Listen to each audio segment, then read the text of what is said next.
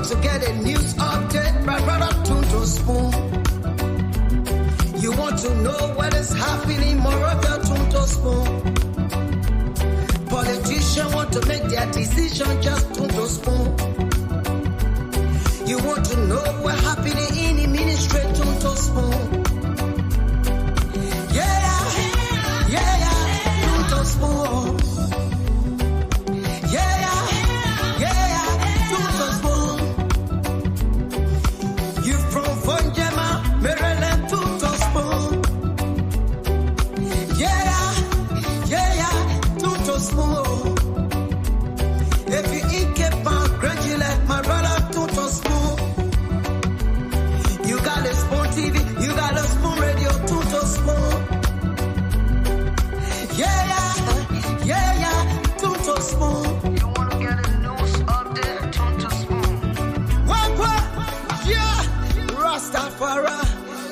Kilibamba, kilibamba, kilibamba, kilibamba, kilibamba.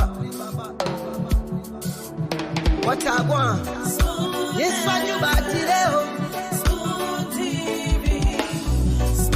Yes, what you got today? Spoon TV. Spoon. Bada bada bada bada.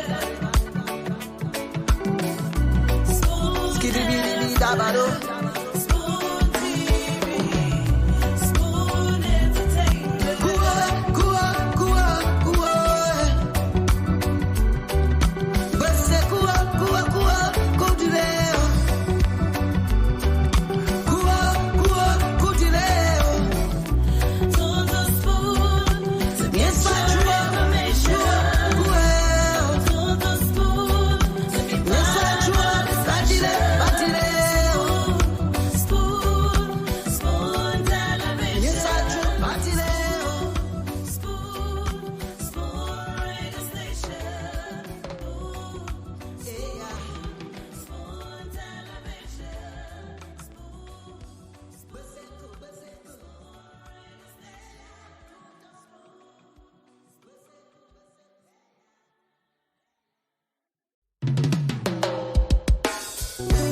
Yes, I, a special one from the CEO, stand coming with the spoon. And your boy, Friday the Southern Band, charges on the beat. To the Spoon to get your information. To the Spoon to be part of our discussion. Spoon television. Spoon radio station.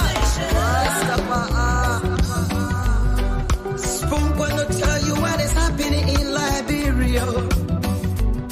Spoon gonna tell you what is happening in Moravia.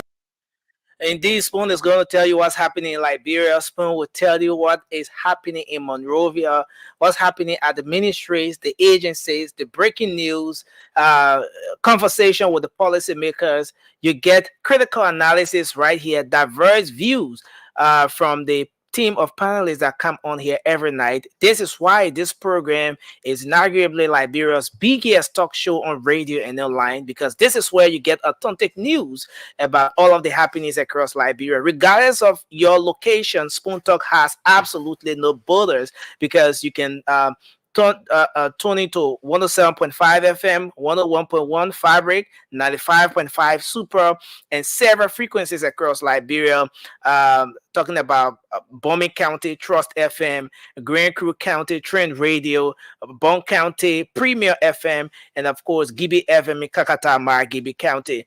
And yes, it doesn't matter the part of the world you are, you can always log on to our Facebook handles. We're always live on Spoon TV on Facebook, Fabric TV on Facebook, Super TV on Facebook. If you're not the Facebook user, but you're on YouTube, then there's still no problem, because you can go onto YouTube, just search Spoon Talk Live. You're going to always find us there.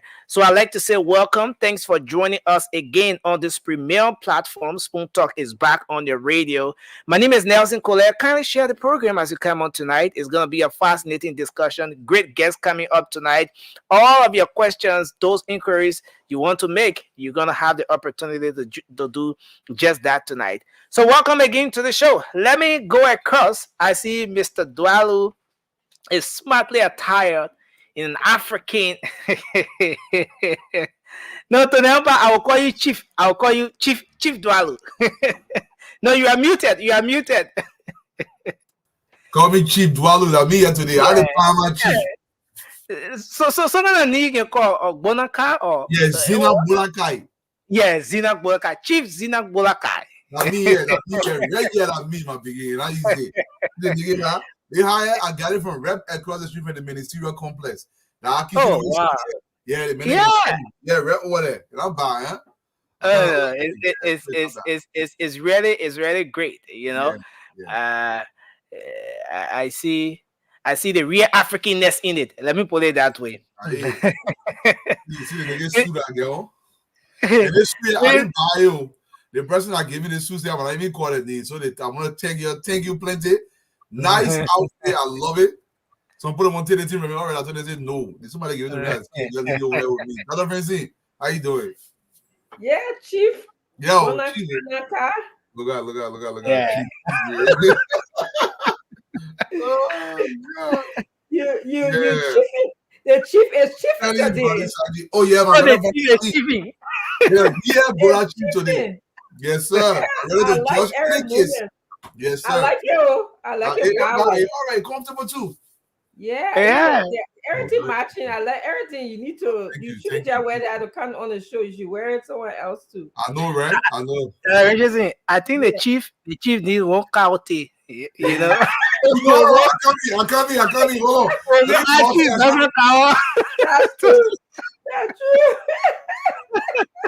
No, Nelson, no, he go for the county. So I think I'll ask him if they want chief doesn't cow again to him. No, we don't want Chief Santa Kawa County. We want Chief Bonacana County. What he can pronounce here? Yeah. The chief is chiefing. Oh yeah. The chief is really chiefing tonight. You know, I saw him in the background. I thought I was making a mistake. I thought someone somehow managed to get the link, but when I saw the name, I said, "Oh yeah," and the background as well. I said, "Oh." Chief here to fiery. They went to Aluja. Parents are coming scared. I think I should go back home to do. But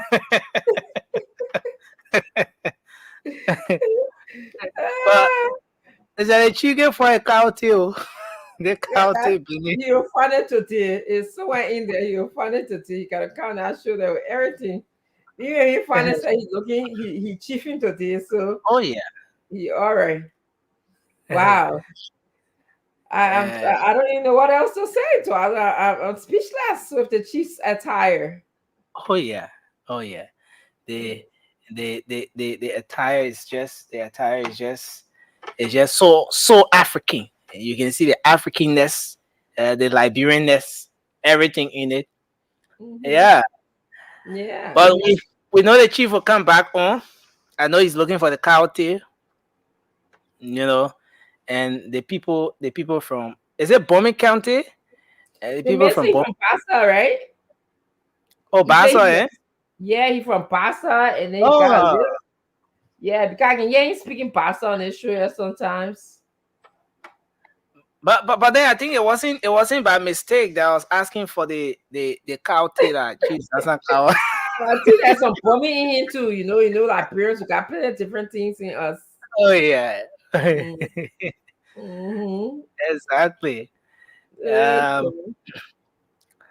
And interestingly, that the Richardson, most times, especially for the people here in Liberia, most of the people here in Liberia will love to go, do the shirting in, the dress shirt and stuff like that. But interestingly, when you guys, the chief back. The chief back. The chief not from the cow tail. I'm taking them to the cow tail. I don't want to begin to put the cow tail. I will go to address somebody if you're listening. Please keep one cow tail there for the chief. I want to tackle all the corruption in the day. Yeah, you're gonna put cow on the corruption. Cow plus cow tail is powerful. Hey, my people, you're welcome. You're welcome. Yes. Yes, we got. So I was prepared. I'm prepared today. The police officers are coming. There's a lot of things I discovered today. I'll wait till Stanton get here. We got pictures, we got video. Some people will get so very.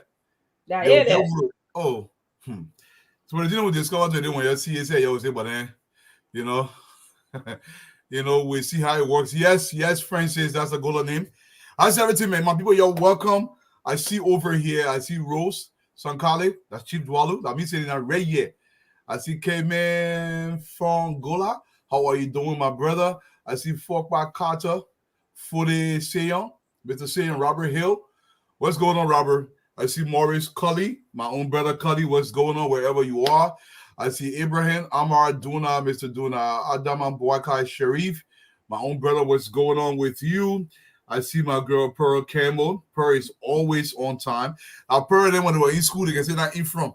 Yeah, of course. It's already from. Pearl Campbell, present. Yes. Present. They get in they take names of other people. Anybody causing noise, I tell the name, I already need that when the teacher is in class. I was so, my papa used to whip me for school, baby. You know, I used to love school. I would score the grade, but I hate going to class. But the technique was all they get in the class, they let do it. So what we do it, I will copy the note. They will copy it over me and bring it home. But so when we go into school, I would take my clothes, I put my, because my papa said when I get home, my clothes there, he will with me. So in 4th grade, we did it. I would take my uniform, we pack extra uniform, we put it in the bed. He can make me staying and buy me 4 sets of uniform every year. So I will put one uniform in the bed, then I wear another uniform. Then we'll get to the school, we take our uniform, I'll put it in the bed and wear our football, we play football all day.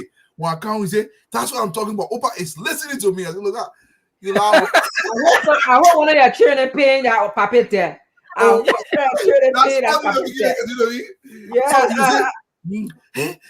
were not in class. How did you get this grade? You know, in normal time, that I'm buying grade, people we read it this study. So it never went to the mom, and you were ready to say, well, I don't go to class. They'll call. I said, hey, Tita, how you doing? You gotta know.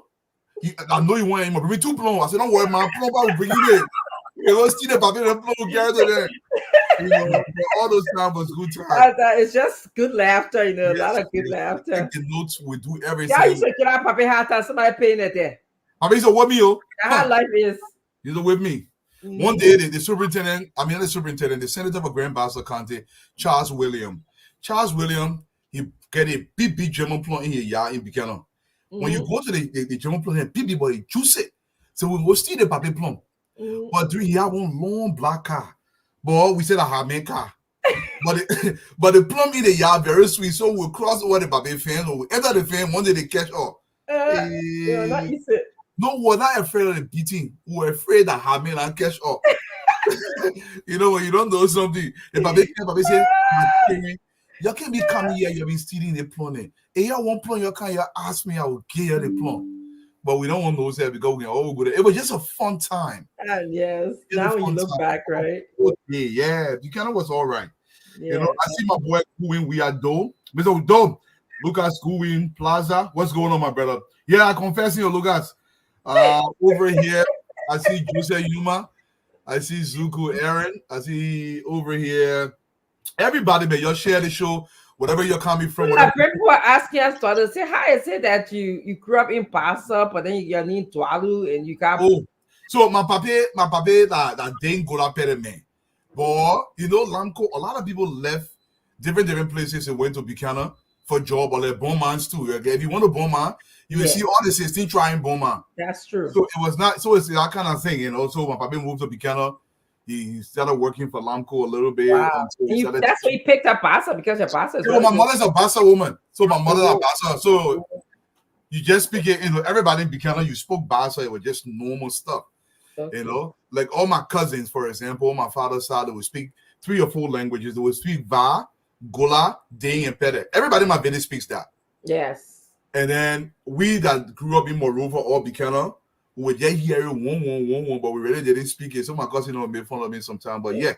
So it's like half my, like, if you're from Cape Man, for example, half my family is Muslim, half is Christian. The high you're looking in that western part of Liberia, you know what I mean? Yeah. Yeah.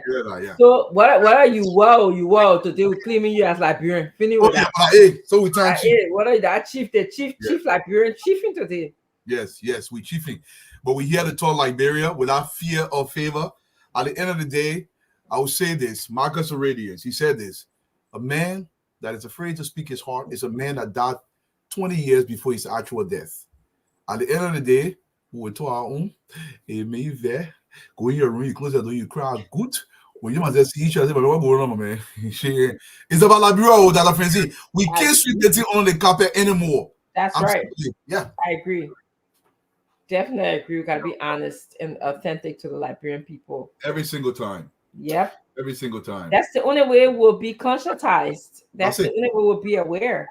That's and I'm so happy for this station. I'm happy for all of the panelists because everybody can enlighten Liberians one way or the other. You know, we share with you. And even the audience may not know what kind of. In fact, I think the audience played the biggest role compared to the panelists on the platform because you're not all your comments. So now when you see me dying here, somebody in a restaurant are laughing with it.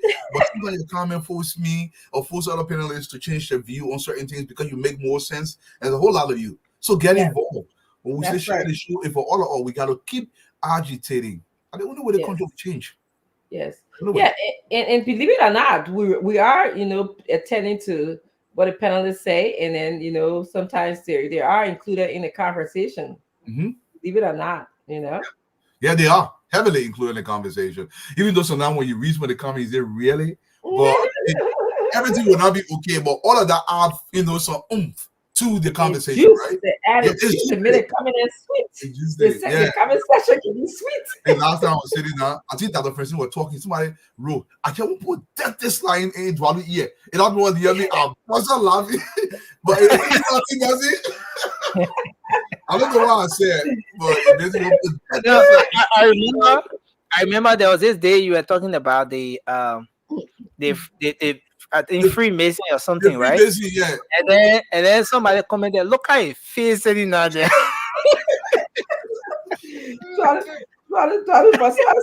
You know, when you come on and you give that Liberians a little, you know, talk in terms of, you know, just teaching us. Somebody sent me a comment about you. They said, Twalu, thank you. That he informed Liberian people that we don't always make $20,000 in America.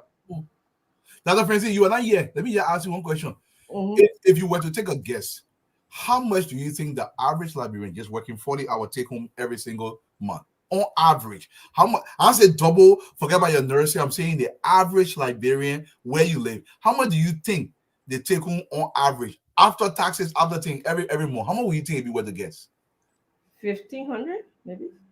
You even do it. I said 3,000. People tell me, say, no, some people made 20,000 here. You take home. Some people made 15,000. I said, my people, this is not normal. There was exception to that rule. They got people here, but maybe the 5% of the population of this country would make $150,000, $200,000 a year. Most people survive on $40,000, $45,000 per year. Yeah. Take out your double. The double, don't worry about double because you can't do that too long. It can really get to your soul. But I'm talking about average. That friend said 1,500. I said 3,000. You're complaining. I said 15. Yeah, 1,500. I'm talking about if you really do the correct tax deduction. I'm not talking about. No, I'm saying every month combined. You know, combined. I'm saying average because I was basing that because the average Liberian in the country makes between $16 and $28 an hour. Average. This is like a typical everyday now. There are exceptions. If you're a nurse, if you got a specialized skills, you can make $45, $50, $60 an hour. But those are extreme exceptions. But I'm saying across America, not just Liberian, all around, the average is around $45,000 per year. That's what a typical person would take home. So after they do all the deduction, if you're lucky, you're taking home $3,000. And people say, oh, to get somebody $3,000 in Liberia, then nobody want to wear in Liberia. Who told you that in there? See, that's more money in Liberia. So If you're making 20,000 in Liberia, I'm talking about America, they be lying, so they're making 20,000, but if you're making 20,000 in Liberia and you're living in Liberia with your wife and children, you can live a good life. You get nursing cool, and my because in America, getting 20,000 every month guarantee. And nursing that fly in Liberia, chima need the door. You'll be rich. You'll be Every rich. month guarantee for 5 years. You get nursing 20,000 a month for 5 years. Only 5 years. Next one I work for anybody again. I'm not kidding you. No. Why would he work? Why would he work for anybody? You know, so people just think, say, this is a lot of money. Oh, do I look? If that friend moves to Liberia, give her an incentive. Gender ministry got 300 rapes per year. Dr. Francine, your objective, for example, I'm giving an example, my people. If you bring the rate number down to 200 per year, you get an extra $100,000 as a bonus. I want you to incentivize our government official that will force them to produce. But you just say you get a man guaranteed $20,000 every month. Man, you go sit down there with that friend. He ain't doing nothing. Nobody checking in. They play you working that friend. And your student and not coming out good, they will fire you. Oh, of course. If they're not learning. If they're not learning nothing, but they will warn you with it. You can get tenure. They will find a way around that tenure. Oh, of course, they will assess them. They assess my students at the end of every semester. Am I knowing? They have to. They do an evaluation, and I have to discuss that evaluation with someone. And it just takes one student. In fact, they always say it's not one student speak for all of the students. You know. Yeah. So yeah, I was just reading. I find this interesting. Somebody was saying in Chester County, which is not far from where I live. You know, they said Liberians are making $1,500 there. I mean, it depends. Like I said, you know, and somebody asked me yesterday when I was on the show, they asked me, Tuadu, how you doing your average? Let me tell you how averages are done. Averages are not, they're not extreme math. You can be an English major and still do an average. If you got 5 people, I'm being very small, so and everybody somebody made $5, somebody made $10, somebody made $15, $20, and $25. Different meal. You will take all 5, you add all 5. Let's say the total came to $100, and you divide that $100 by 5 people. Averages are determined that way. So when I say average person, if Dwalu is making $300,000 per year, and then somebody making $20,000 per year, they will take every money from the B side and the small side, they add all together, then they divide it by the number of people to determine the average. So yes, there are people that can make $20,000, but those are very, very small amount of people that make $20,000 per year. These are top level professionals. Some are doctors, some are even lawyers. I even stayed on the show here, Sam Jackson looked it up. He said 143 or 165. I said no, most lawyers make between 79,000 to 123,000. It varies by state, but the averages are there. So to just make $20,000, look, you cannot claim to be making money because you made that money one time. A plumber can come to my house and do a contract for $50,000. It doesn't mean he made $50,000 per month. You have to make that money for a duration of time to be called making that money per month. The high you're looking. So I was just saying that point to say, if the government paid you $3,000 in Liberia, a third world country, you are doing relatively okay. Okay, you're doing very well for our society, because to make $1,000 outside of government, that's not a small thing. And somebody told me, say, oh, in Liberia, in the private sector, I was working for Lone Star. Yes. How many people are like you making $5,000 in Liberia working for Lone Star? Maybe you get 10 people total for the whole of Lone Star. Yeah. So, well, you know, not to change the topic, but we're just looking at the tuition bill came for my daughter's first college. $27,000. That is just the tuition bill. And so now one semester. Let me make a little confession. My son, he's entering 12th grade this year, the oldest, and we start visiting colleges. I'm like, so why you won't go Boston? Don't I play that? You understand, right? Daddy, I was thinking about tough. Maybe I might go to BU, but I'm not. Daddy, visit Harvard campus. Listen, BU is almost $65,000 instant.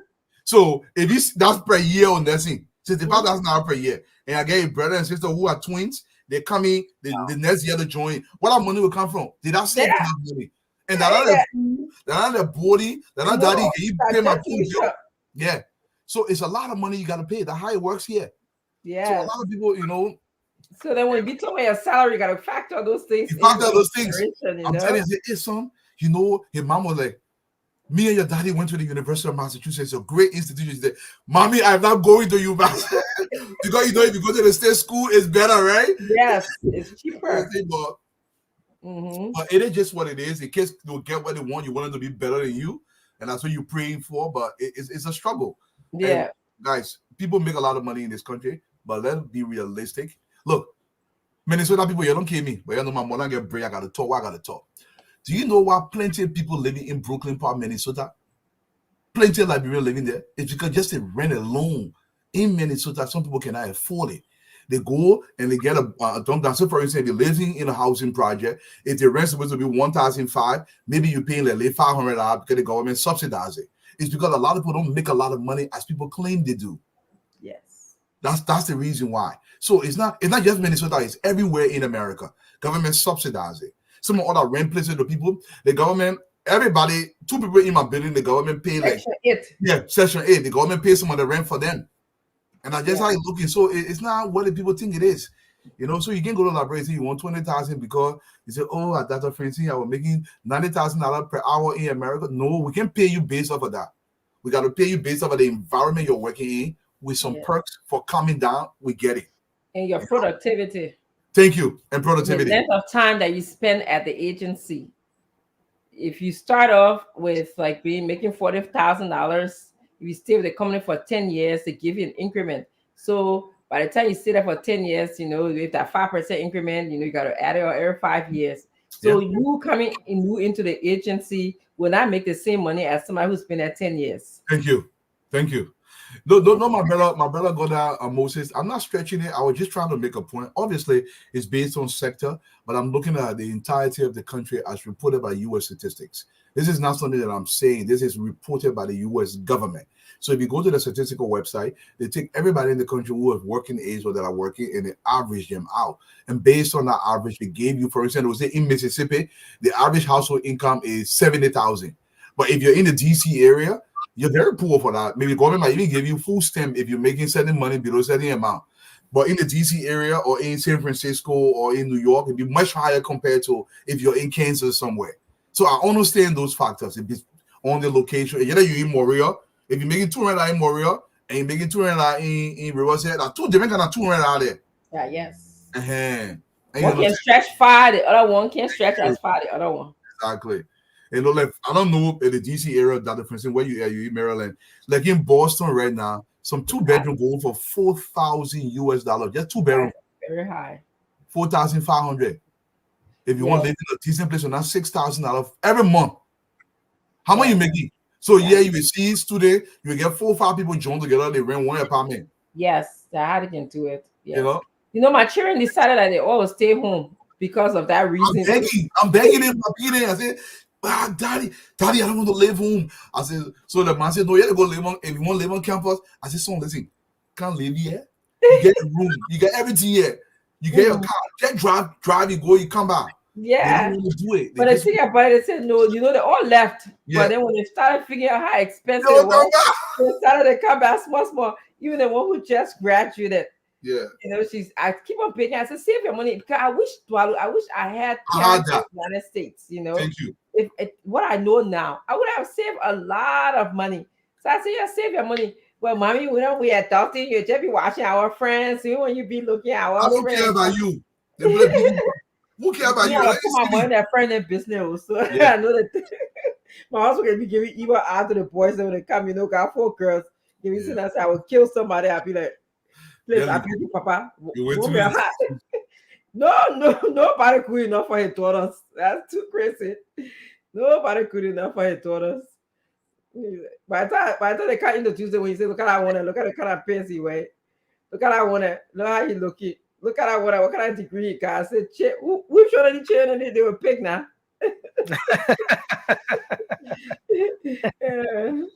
I don't know why it's like with us, Mr. Dwalu. Yeah, I think he'll come back. Mm-hmm. Mm-hmm. I think it's a father thing. Maybe it's a father thing. You guys. It's a father thing. It's all your daughters. That's so bush. What happened is, when I think about some of the dirt that I've done. You look at your daughter there. Yeah, so you can be thinking, say, hey, God, forgive me, because you did some stuff that you're not supposed to do. I mean, I remember one time my wife went in the attic. I still have my military bag. It's sometimes you want to reminisce. I got my sea bag. I got everything inside. So one time she went upstairs. She said, what is this? I said, don't open the bag again. This better for you to open. This better my personal bag. So when you see your child growing up, my daughter is 15 years old now, and you be like, oh God. I'm like, see, wait. Daddy is. I said, go change that clothes. You must get that dog to go change that clothes. Her mom said, leave it again, leave it again. I said, okay, you're all right. Yeah, I'm equal to the serial equal out here. The man is chiefing today. The chief is chiefing. Yeah, serial chief today. That's how it goes. But at the end of the day, man, we will continue to push this narrative that Liberia has to get better. We will want the best. And the more we inform our people that are friends, the people listening, our people listening, they're listening. It's a gradual process. They're listening, understanding that the future for the children, they have to insist upon it. Nobody's going to give it to them. The officials will take. Most of them don't know any better. We tend to think in terms of immediacy is Liberia's issue. We don't understand that we're going to weather, we're going to get older, and we're going to go away. And I keep reminding Liberian people every day about this African proverb. We have to really understand it. Look, where you stand as a young man, and one woman, 2,000%, we're not giving for that. Where you stand as a young man will determine whether you sit as an old man. I want you to think about the proverb, what the intentions are. The stands you make here today will determine how well Liberia is tomorrow. That way, we can have a program for the elderly where they don't have to be in the street begging, where they can die by themselves. There is a culture in Liberia right now. The gender ministry needs to address this thing where most of the young people that are born in the year go and drop the children out to the grandma, and grandma can feed them. They just whistling in the yard. And they got no means. They leave it with the grandma. Sometimes I play where you go, they say you feel horrible about the place. And these kids are growing up. These are Liberian citizens. So these are the kind of things we're talking about to be aware. You're born a child, you got to take care of it. I know the grandma can help, but this is your primary responsibility. So when the child comes, you got to take care of it. And we all have to talk about these things, because if it's Dwalu's son that are allowed to just go in the community, that son will also affect you, even though they're not your own son. So we got a lot of talking to do. And this is why we come on the airway, to make Liberia better. And some people will hate us for it, but at the end of the day, there is no malice, there is no nefarious intent. It's just to get it right. That's my dream. That's for me, really. Let's get it right. I often think, this subject is right up my alley. I often think about it, and I often act, and I feel like nobody can love your child or raise your child more than you do. There's something biological. Okay, yes, somebody like a grandmother, has a grandmother love. I'm a grandmother. I have a grandmother love for my grandson. But I believe my daughter can love her son more than I do. She can attend to him more than I do. She can chastise him more than I do. Because for me, I passed that stage of chastising, Yes. My life have brought me to a place where she got a better patient level with him. Like for me, he can do anything he want to do, because my patient level and my attention level is not there, because that instinct motherhood instinct is not as there as it used to be. And I think it's just nature progression. I don't think it's anything that I did or anything that anyone would do. So you have to really pay attention to that, And the most important thing a child needs is love, attention, care. And if we don't do that, those simple things, if we can't sit and talk to our children, we are just preparing our next generation to fail. Seriously. Yeah. Okay. Go ahead. You mentioned the grandmother thing. Even with all the grandmother love, you don't have the strength, the attention span, and plus you got your personal thing. So you'll be grandmotherly. You will curl him. So now I see you with your grandson. He will climb in your bed, and that bed, you not got time to go to your room. No. That grandson. I got time for that in there. No, you expose him. There's a video on Facebook. This lady, when she dropped her son up to her parents' house, so she goes back to pick up her son. He's lying on his back. His grandmother clipping his toenails. The grandfather feeding him grapes. Enjoying yourself. Very large. 12 o'clock at night, man, enjoying. At home, your mom said, "Hey, 9 o'clock, you gotta go to bed." You're right. But I ain't looking You're so right. That's what my daughter again said. She said, "Boy, you don't beat it, boy." I said, "Boy," she said, "Mommy, you remember how you used to beat me by 8 o'clock at bedtime?" I have bedtime. Her clothes had to be out for the next day.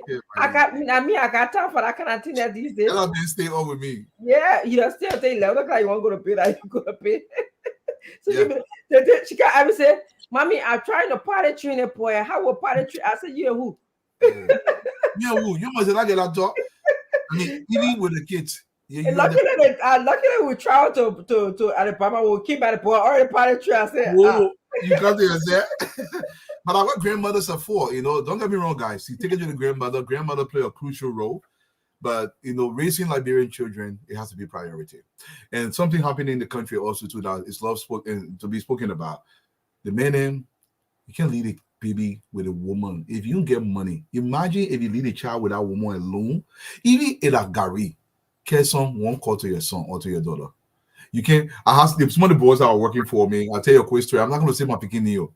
So he born the baby by the girl, born about 6 or 7 years old, and when they come work every day, he not knowing he had a child. So the girl brought a complaint to me. He said, and blah blah blah. He won't. I said, so I call him. He said, "Chi, everybody said when I maintain 25 years, you will look for a power." I said, "Oh, really?" So I told the guy, I said, "Mind what wrong? They even you can't hear they getting paid." So it's not key. You want to pay? I check. I put it in the game. Hey, that meant I said, "My being good. Good." I said, for 6-7 years, you have not looked to this child. What wrong with you, my begin? This is your son. I get it. I said, my begin. Even in a fella LD, if you eat one donut, till one donut, you carry to the picking. Yeah. You don't. I'm letting mom be made. She got a different boyfriend. I said, my picking. That one a different story. That your son. You got one part. You can't. Yeah, only got one part. Take your own there. If it may you vet to your son, say, listen, let me take my son or whatever you want to do, but you can't just leave it with hope because there's comes a time. Look, daughters. The relationship to the father is how they can relate to a man. This is so important. Yes. I don't know how to stress this. Yes. You can't just lead a child. The other friend thing, I have to pick up this real quickly. I'm not sure. No, and what Dwala was saying is that as a mom and as a dad, we all have different things that we can contribute to the welfare of a child. Okay. What I can give that child as a woman, a man cannot give that child. What a man can give that child, a woman cannot give that child. That's why it's important for both of us to be involved. Okay.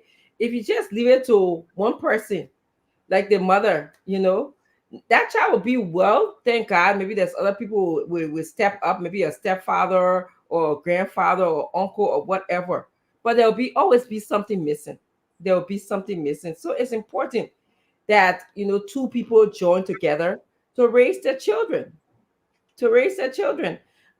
Yes, maybe the woman will go on and find another husband. Maybe you might go on to find a wife. Okay. But the important thing is that you can only have one father and one mother that God created the world. All right. Yeah. So no matter how, you know, I can get married again, that our biological bond is still there with the children. So let's join and make our next generation awesome. You can't cheat the children out of what they deserve. Be involved with your child. Yeah. All you know, back in the day was a community. We're losing that community, so the parents have to be even more involved now than before. The children, you know, sometimes you see in the community, no attention. You can just leave it to grandma. You go away in Sando in the gold mine for 3 years. It's not okay. You have to look there, you know, especially to the fathers, though. You know, guys, you can't born by that girl. You didn't let it get. Let me tell you something. This is a rule of nature. If you're willing to sleep with a woman, that woman, there's a possibility she can born for you. So you can say, "Mama, I can born with that kind of thing." That baby, not for me. No, you slept with her. There's a possibility. Yeah. So if you don't want baby to come from there, don't go sleep with her. But when the baby come, it's beyond you now. You know, the baby got to be there. You know, all these things are very important for our community because it weakens the society if the children are not being raised right. Now, I'm not pointing fingers. I know somebody will find one thing. So what I'm trying to say is for all, even myself, I'm included. I'm not excluded from this. I'm just saying this because society has to get better. That's the difference. No, you're so right. Twali, you wanted to come. I mean, Nelson, you wanted to come in. I saw you make a gesture. Yeah, I wanted to. I was thinking if we could take a few calls just before the official start of the show. Yep. Yes. I And see you as usual. recognize we have our guests in the background, so we're just waiting for the other panelists Yeah, to join us. I just wanted to state yeah, that. Share the show if you just joined us. We want to welcome you to Spoon Talk, Liberia's #1 talk show program here. Share the show. As soon as the rest of the panelists get here, we're going to get started. yeah. Yeah, come So on, buddy. I see all three guests are in the background, but let me put the number up now for call in 055510175. What's on your mind? You can call in now and talk about that issue that is of concern to you. So 055510175 is It's the open number. mic, y'all. Y'all can talk today. It's Friday, so y'all can talk about anything that we're discussing. Y'all can even talk about how Dwalo is chieftain. The chieftain is chieftain. You can talk about the man, African attire, or just anything. Hello. Okay, you're live. Hello? Let's hear you. Go ahead. Your name and where you calling from. Okay, now this is Jefferson here. I Okay. tell you, my police up on the Liberian News Agency. Oh, okay. Great to have you. Firstly, I want to appreciate my president, Joseph Mabwakai, for the pavement of the Zergido to Nima County. And I appreciate the veteran senator from Nima County for a president, Joseph Mabwakai. But before I conclude, my best panel, I appreciate you, Chief. You are so right, and I appreciate you for that. And I want this time around in Bon County, Nelson, the leadership of Bon County is not balanced. The two senators from up home, and I'm calling up in the next election, we should be able to vote a lower Bon County senator. I'm Thank pushing you. that point, and Brown is a third man. Brown, you need to send me the post that thing. We need to produce a third on the leadership of Bon County. Thank you. Thank you very much for your contribution, Jefferson. Hello. You're live. Your name and where you calling from. Hello, good evening. Yes. Good evening. This is a person Vaka, aka Power International. Please go ahead. Let's hear you. I'm calling from Mount Barclay. What is on my mind this evening is since Spoon was established, I've been calling, I cannot get through. I want to speak to my brother, Mr. Sutton Waterspoon, to bless him because of what he has done for the Liberian people. Although I have not received anything from him as a person, as an individual, but what he has done for the Liberian people, indirectly he has done it for me. So may the Almighty God bless him and protect the entire him and the entire families and his Spoon family. Okay. May God bless you all. Thank you very much, sir. Thanks a lot for your input tonight. Let's see if we can go back to this line to take another person here. Hello. You're live. Your name and where you calling from. Hello. Hello. Hello. Hello. Hello? Yeah, please go ahead. You're live. Let's hear you. Yeah, nothing. Good evening. Yeah, good evening. Thank you. My name is Daniel P. and I call from 540. Anybody go ahead quickly. Let's hear you. Yeah. I just want to appreciate the president so much. Brother Grand rule was a very bad rule. If people can start to praise it, even the other journalists go there and see it, and tell people say that rule is good, I want to appreciate the president. Thank you. I hope he will continue everywhere, wherever like a bad rule, and those areas should be fixed for the people to come to town. Thank you my brother. very much. Thank you very much. So, are we still taking calls? Or? Yeah, let's take a couple more. No, that's okay. We let Dwalu. The guests are in the back. You want to say something, Chief Ogasa Dwalu Ayengi? Oh, but listen, I said though. Listen. You know, if nothing in Liberia, they get a Nigerian and be passing around, they get dress you up and take your picture. Oh yeah. I got one of our picture here, so that was a real cheap picture. Let me look for it. I think I told Africa by 2010 though, but let me look for it, see if I can find it on Facebook somewhere. Senator, keep going ahead. But Dwalu, I heard that you'll be moving to Liberia permanently, like your brother Fadiga. What this thing that Richardson, how you doing? What this thing about Liberia? When your man there, you go Liberia, your stick. I know we got guests then today. We got Mr. Russell, we got Gregory Coleman, the IG. We have Duadu Cheko. Duadu go. I just appeared, Duadu just appeared. Duadu go. I mean, I'm surprised. Fadiga left his daughter, teenager, went to Liberia, can't come back. I hear America right now. I hear America right now. Duadu said he'll be leaving August. He will stay there, you know, when he coming back. Well, I mean, what in this Liberia thing that people will just go?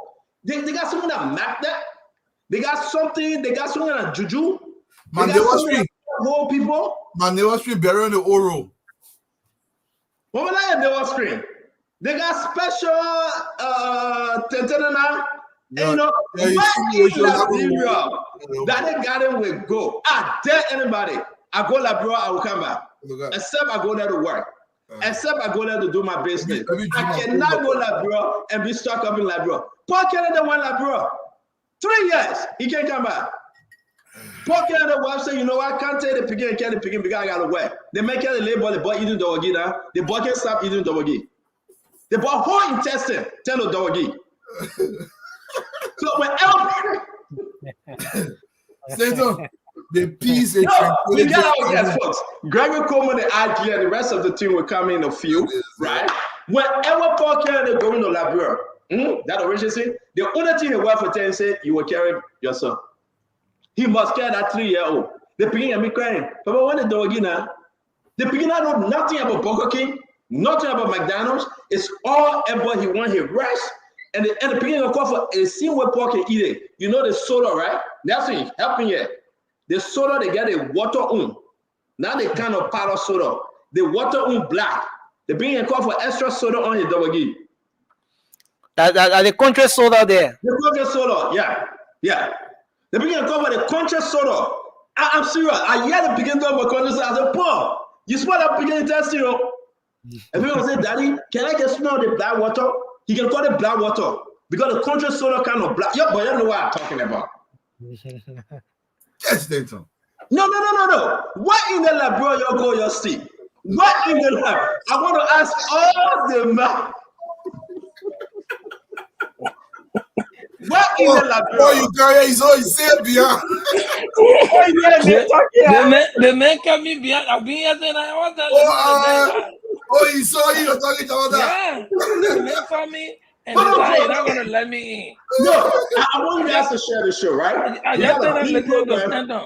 got a big program today. We got Gregory Coleman, right? We got the police chief, the retired police chief. That was, he ran the whole affairs on the George Floyd situation. We got Ambrose, our Russell. He will be coming, joining along. We are going to talk about community policing, the interaction. Now, I want you guys to pay attention. The training, the discussion, the strategic plan, the ideas you guys trying to bring about with the Liberian National Police. You saw what happened to Kenjo, right? 8 people, people say 3, people say 2, people died. And the government, put 5,000 here, 5,000 there. You saw what just happened with that little boy. Whether he got shot from the back or the front, he died. And how can our Liberian National Police, under the leadership of Gregory Coleman, how can they resolve these things, reduce the kind of tension, and have a friendly police environment? So we're going to be talking about that. Then we're going to talk about all the plenty thing in the news. I spoke to Emmanuel Lukwe today about the report on the Public Account Committee. The justification that Emmanuel Lukwe started working 2021, but this thing been happening since 2018.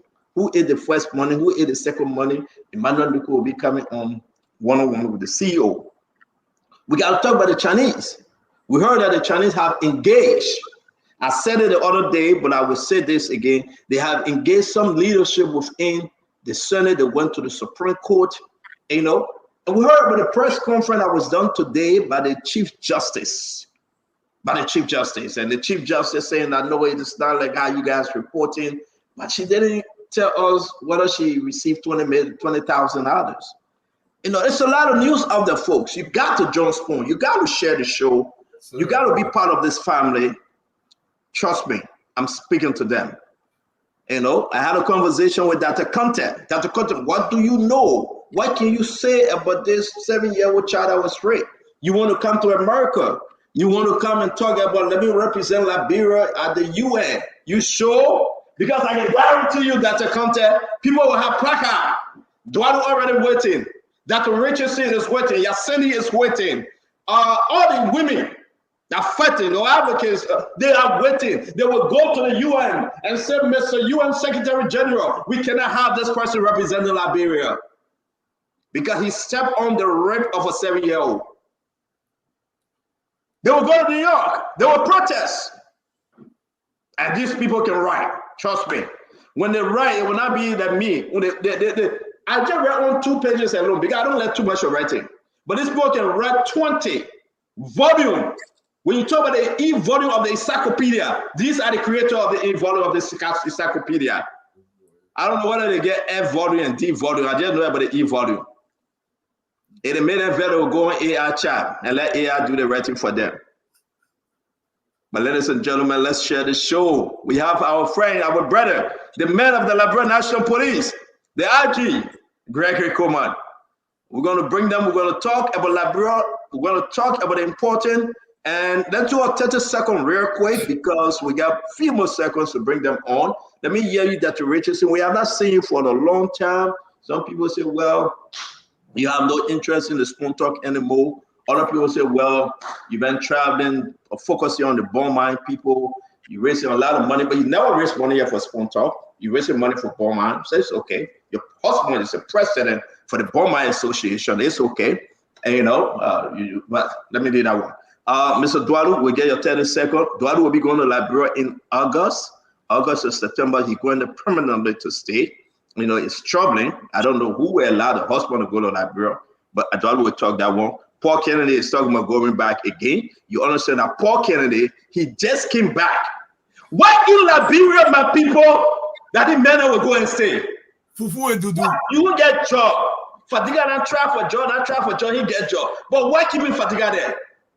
Every day he eating dry rice with momo, with small feet, with pork, everything. Who cooking it for Fatiga? He said that Ami said that me. Who cooking the food? How will Ami cook that food for Fatiga? But Stato, it hurts me. But it hurts me. Why not go to Liberia and go to Liberia? It hurts me too bad. You know, I just want to say publicly thank you to the Witherspoon family for showing up for my daughter's graduation. In as much as it was their son's birthday, you know, they were able to show up for her. So thank you in a public manner. You know, I want to also say God bless Liberia. You know, we are here to continue to conscientize our people, to bring the information as we know it, and to share with you, to alert you. And I'm happy that the IG will be here today with his guests. This would be an opportunity for us to ask them questions as well as asking questions. So, you know, I look forward to having an excellent show. And I'm looking forward to just laughing a lot because, you know, this is where I come to do that. Many of you know that I wasn't feeling well. That's probably why you didn't see me. I'm recovering. I'm doing much better. And then shortly after that, I had to travel to Alabama to engage with my schoolmates. And that was very successful. So I'm glad to be back here on Spoon. Even as much as I was gone, I was still doing my duties. We still had the Spoon Talk business going on. And I was showing up when I could. So I'm here today. I'm happy to be here. Thank you. Yeah, you're welcome, man. Everybody, Stanton asked a question and he ran away. Why do we go to Liberia? Stanton, this is home. This is home. There is certain peace that you feel when you're in Liberia. Let me tell you something. Almost every single Liberian in this country, I'm saying every single Liberian, especially those that were born in Liberia, most of them, if they have the choice to keep the standard of living that they have here in America, and they can have that standard of living in Liberia, they will be living in Liberia. You're right. People almost need a complete certainty. In fact, some people they say, Obi, If they give me half my paycheck while I'm making it in America, I will live in Liberia. There is certain peace there. Look, even my children, they've been to Liberia so times. I mean, the baby now, my daughter, but she know the towns and villages, and she will go to my home village, and they swim in the St. Paul River. They just love it, Daddy. I understand, it's not as developed, but it seems people here are much happier. They can walk around the community. They took their bikes. One time they spent almost 5 weeks.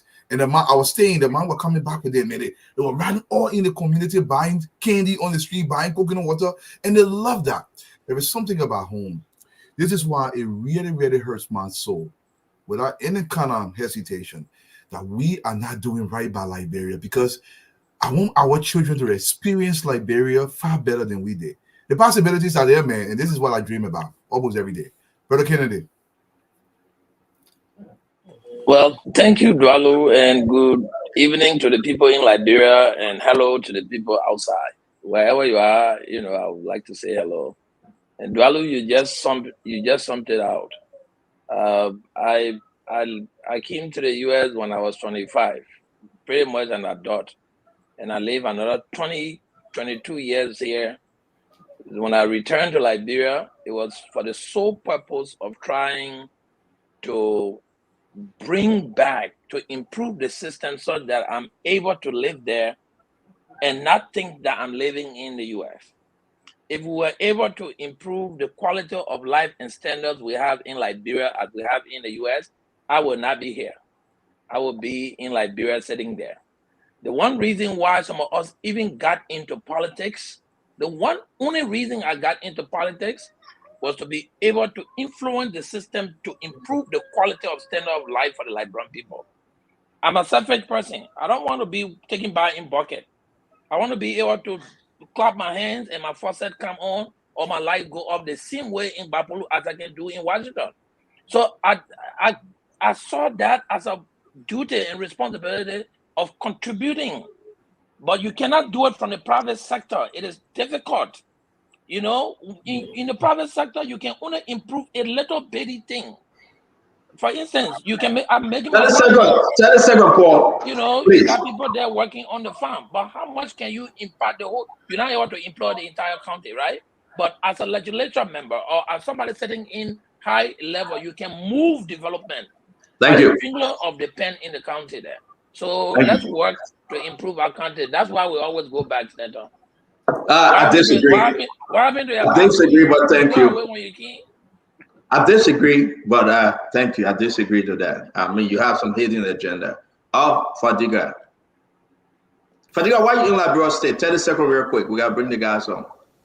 Well, because it is home. Home is where your heart, your memories, the best food. I love my fufu and soup. I love my dudu. Say I love my domboy. I love my dry fish. I love my edibles. I love my mangoes. My Gemma plum. And of course, we have beautiful women in this country. Even though I like them one at a time, I'm a one lady guy. But our women are beautiful. Just looking at them, I know that's why you're driving here, but just looking at them, it can be something. So yeah, Senator, I used to live in one small town up north. So she in there. No, the food say you can't even see it. That the religious, you understand all English. The only time English. You say so who? You're telling second, not even minute. You're telling second finish. I'm telling second minute. I love this. Not even minute. But folks, I was missing my food, so we had to come back home. Yeah, folks, let me say this to you. This is your Spoon Talk. We want you to share. Please go on your Facebook pages and share, please. You have to do it. We want you to share because we are bringing the IG on, the Liberian National Police. He will come on and discuss the issue. Then from there, we'll bring his guest. He bring it on. So Gregor Kuma is not in the back yet. Once he come up, we'll bring him on, and then he will bring his guest. So I want to say, let's have some time because I'm looking in the back. He's not in yet. His video is not in. Then we'll bring him on. We want to welcome every one of you. Again, please, we want your comment. We want your question. We ask that this will be a very, very informative program about the police in your community, the police that are taking bribe, the police are shooting people's children, the police are cutting sugar, and the police, everything, and how these guys from America and the international community are willing to help strengthen Gregory Coleman. So, ladies and gentlemen, let me bring you the police IG, the Liberian National Police, IG Gregory Coleman. Welcome to the show, my brother. How you doing today? You are muted, Greg. Thank you. Hello. Yes, sir. You good? How are you, sir? It's been a long day, but I'm okay. I'm hanging in here. It's always good to see you. We are so happy that you can come and push your agenda, push your message.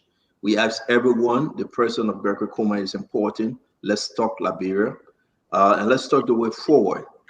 Today is the 19th of July. Again, I wish my mother happy pre-birthday. The 23rd is her birthday. As we celebrate the birthday, Greg, do your intro. You know everybody, we are not stranger. What's the program for today?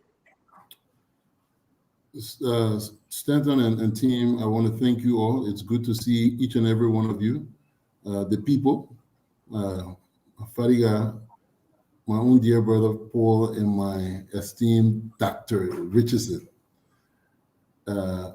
This evening, we're here to once again use this opportunity to reach out, to acknowledge where we are as a police service, and to share where we're going. That is bringing service alive and seeking help in every area that we can find it. Basically, I mean, where we are right now with the breakdown in order, everything is basically a crisis, and we are definitely committed to ensuring that order is restored. So we're looking into places where we can find help from people who have dealt with crisis in ways that the world remembers. And one of those in recent times happens to be Chief Madario Arredondo, who is our guest tonight and will be visiting Liberia in a few days to do some training for leadership and share insight on his experience with the George Floyd situation, so that people can hear directly from the leader's mouth. We also have Mr. Ambrose Russell from the Inner Hero. The Inner Hero is a 501c3 based in Minneapolis. That's the group that I was affiliated with, that connected me with the Minneapolis Police Department and all other police departments in the U.S. that we've worked with over a period of time. This organization has a history of working with community, using the youth as an entry point, but serving as a bridge between law enforcement and local communities. And during the time when Minneapolis was burning, Inner Hero played a key role in serving as that bridge to get the community speaking to the police, and then we're able to easily remove ourselves, and our relationship today has been strengthened. So tonight, we're going to welcome him, talk about his visit to Liberia, and touch on other issues of importance that concerns the safety and security of the state. Thank you. Thank you very much, Adji. It's always good having you. As I said, we're still waiting on Chief Rando. I think that's the name. There he comes. We want to say at a given time, you can please bring them on, that we can have, the show is yours. At what point you want to stop, we'll be glad to, but we're happy that you will be entertaining our question. And also Mr. Russell will be entertaining our question. So Chief Gregory Coleman. So Stanton, let's do this. Why don't we bring our guests in immediately and just have a brief discussion on their visit to Liberia and the contributions they will be making? Correct. And then we can excuse them. And yes. If you have any other national issues that you want us to talk about, I prefer that. Do that. Thank you. So I'm going to bring in Chief Rando. Sorry if we do not pronounce this name right. You know, I'm from North Panton. Chief Rando, it's good to have you as always. And I will bring in Mr. Russell.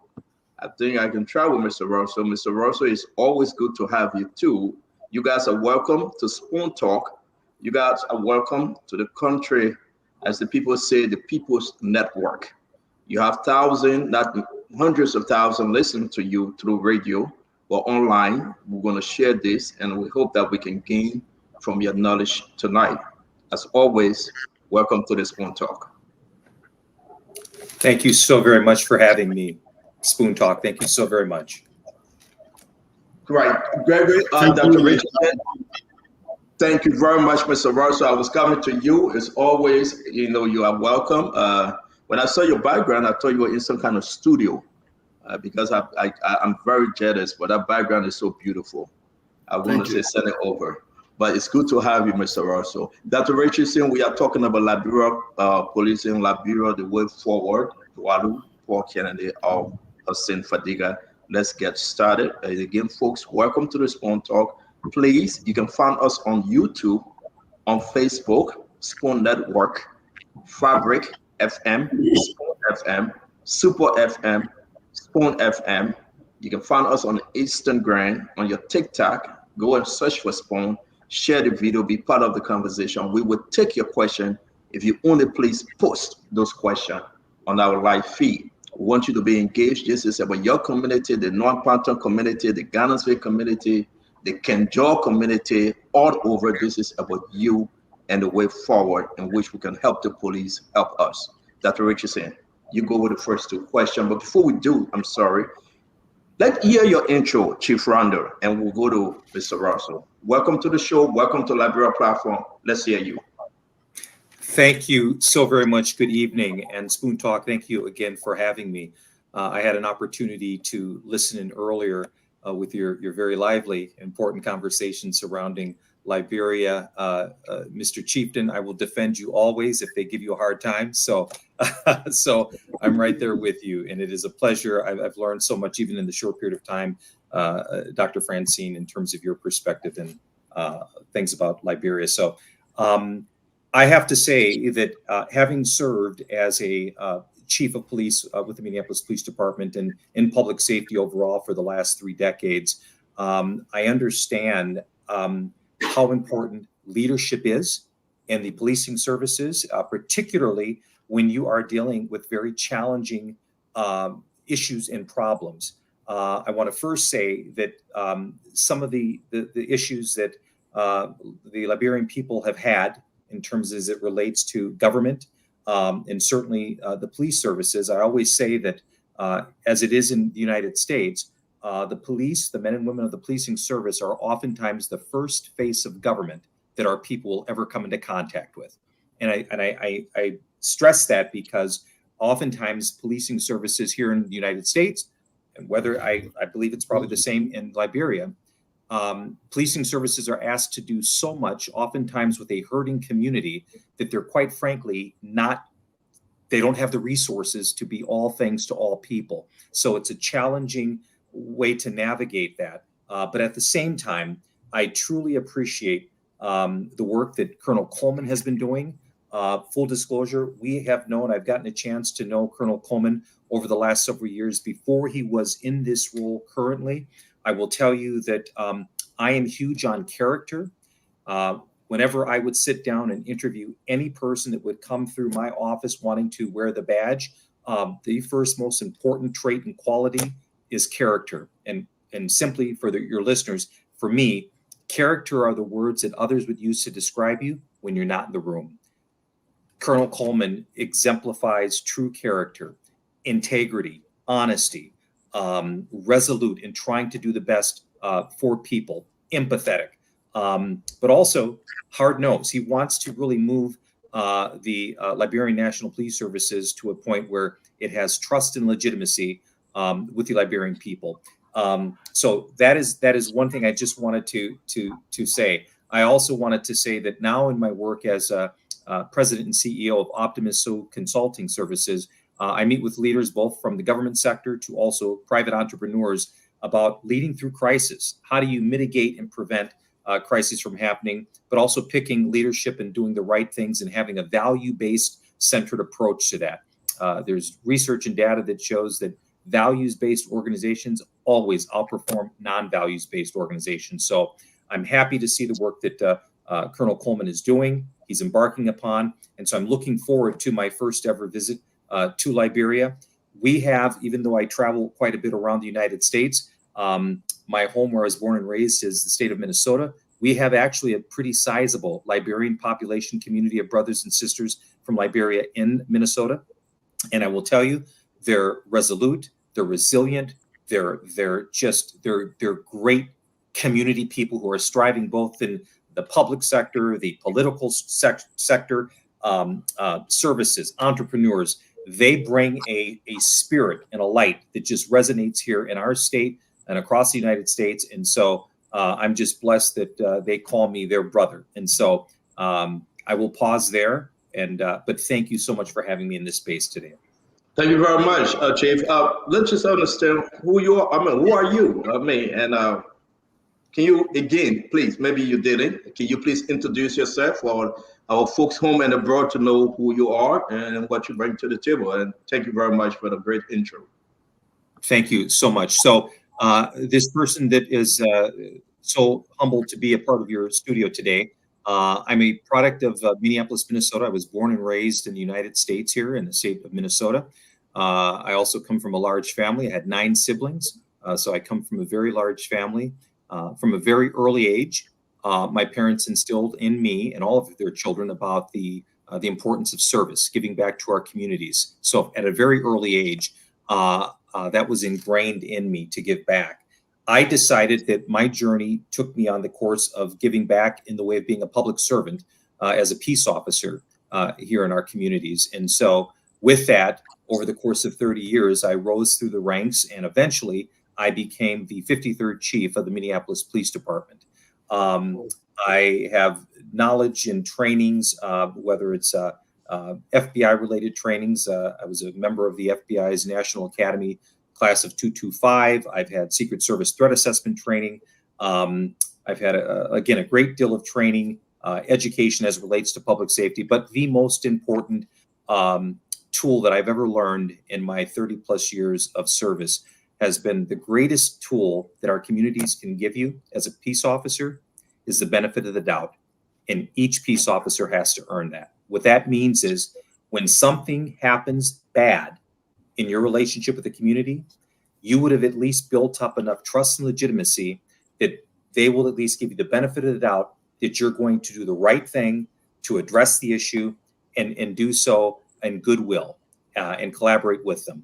And again, I will say that in my observations of Colonel Coleman of the Liberian National Police Services, he strikes me as someone who has worked very hard to build up that level where the community will give him the benefit of the doubt, and also just a great leader internally. So, so now I take my role now professionally is really leaning in and working with leaders from different sectors to try to offer advice, give them some insights, but support the work and vision that they have. I know that Colonel Coleman has his own vision in terms of how to best serve the communities, the people of Liberia, and so I'm looking forward to working with him closely and getting to meet many of the people there in Liberia. Were you the chief in office during the incident, the George Floyd incident? Can you, before we go to Mr. Russell, can you help us understand, because it's drawing folks' attention? Yes. So on May 25th, 2020, I was chief of Minneapolis Police Department. During the evening hours, I received a call from one of my deputy chiefs, and that call, for the most part, said, "Chief, we had police officers who were out at this particular location in the city, and in responding to this particular call, they believe that at first they said that a medical emergency had occurred, and they believe that the individual will be deceased. He's en route to the hospital, but they do not believe he's going to make it." At that time, we have a protocol that kicks into place where I go into City Hall. There's notifications that are made, and it's a pretty standard sort of situation. However, when all of the people that were involved with the initial incident had gone home for the night, I was in my office in City Hall around midnight And I will say to you that we talk about the importance of building relationships with the community.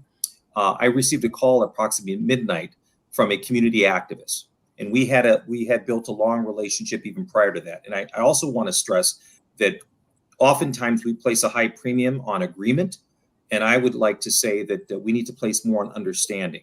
Me and this community activist did not always agree, but we developed an understanding with each other.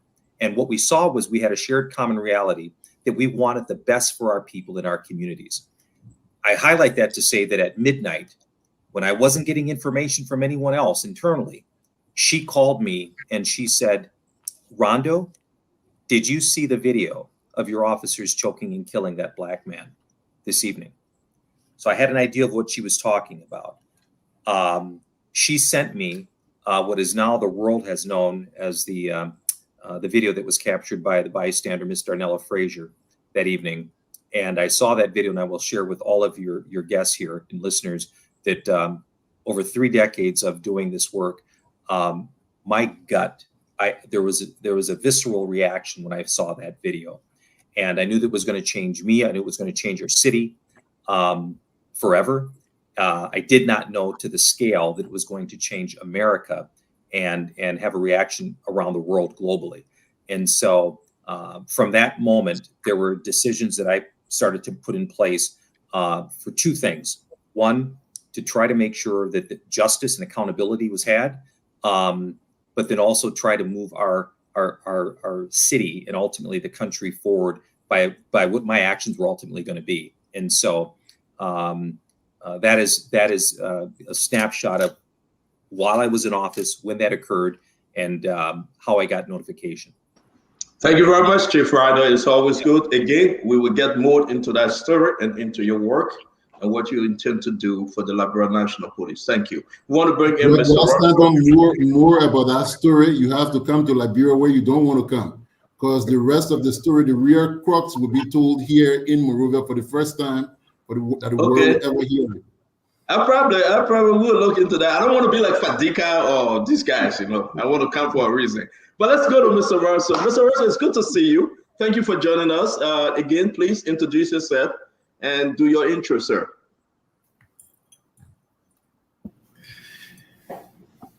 Good evening to you all.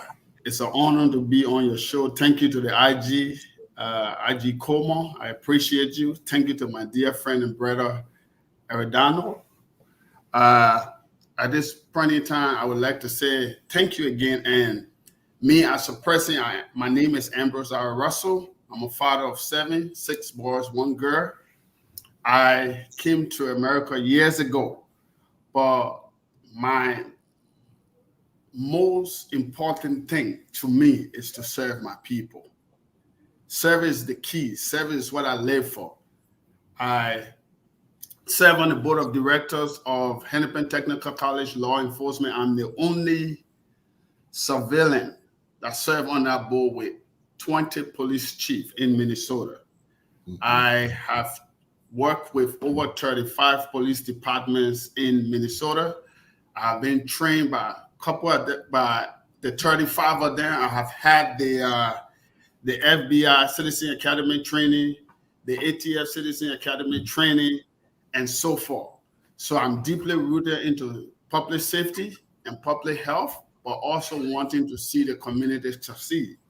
I have a degree in engineering, and I'm now pursuing my degree at the Harvard Kennedy School of Executive Leadership. And today, I just want to bring everything that I have learned, everything that I've able to share, everything that I've learned from Chief Randall, Mr. Como, Chief Como, and the rest of the chiefs, that trust and legitimacy have been given to me to enter within the space of law enforcement in this great United States. And hopefully I can use that to help my country, Liberia, with the connections that I have here to bring it back home, to see our country move forward and become more productive. Thank you very much, Mr. Russell. It's good having you, and we'll have a very, very informative conversation tonight. Now, we're going to go through, before we do that, Dr. Richardson will be coming to you. Algie Coleman, what's the plan? What's the message here? What's the program Can you outline something before we get into questions? So it's an honor to have Chief Rondo and Mr. Russell join us in Liberia as guests of the Liberia National Police. They will be flying into Accra and joining the Inspector General and his deputies, who will be guests of the Ghana Institute of Management and Public Administration, where I'm going to be serving as the keynote speaker. And then we're going to visit the Ghanaian police leadership on the 29th and fly to Monrovia, where Chief Rando and Mr. Russell will meet some senior government officials, hold training sessions for law enforcement officers, and have an evening discussion where he will give a detailed explanation of the entire situation and show some very, very exclusive footages of that occurrence. So that's just about it. But most importantly, he's coming to help to build capacity. Like I said earlier, I mean, this is a crisis, basically, with the breakdown in order that we're facing. Call it whatever you want. But I mean, the bottom line of it, for what we go through on a daily basis, is a crisis. And we're seeking help. And I believe that he will be very, very instrumental. And from the community policing side, Mr. Russell will be of some great help as well. Thank you very much, IG. We will be the Spoon Network, the People's Network, will be there in Ghana and in Liberia to go live and bring the story to the nation. Dr. Francine Chinua Richardson, welcome again. Your question, ma'am, or your comment? Yeah, I'm going to start with a few comments, go on to my questions. First of all, I just want to thank you, Chief Ronald, for being here. I want to thank you, IG Coleman, for also being here. I also want to thank you, Mr. Russell, for being here. I truly appreciated the high praises that you had, Chief Ronald, for the IG Coleman, about his character and his integrity. That is very important to me as well. I'm thankful that you are going to Liberia to experience Liberia, also so that you can see how policing is done in our country and to be able to support us even more. I think your presence on this show is, to me, the onset or the continual bridge that is needed for Liberians in United States, Americans in United States, and Liberia at large. I really believe that somehow we'll get that together. My question to you guys, and I will start with you, is you talked about you want to move towards trust and legitimacy for the Liberian police. Do you have any thoughts as to how you guys are going to make that move towards the citizen trust in the police and legitimizing the police? Because we have had significant problems in that area. I could explain to you, but I'm sure you know what I'm talking about. Just like you have had problems in the United States with the citizen trust in the police and legitimizing the police.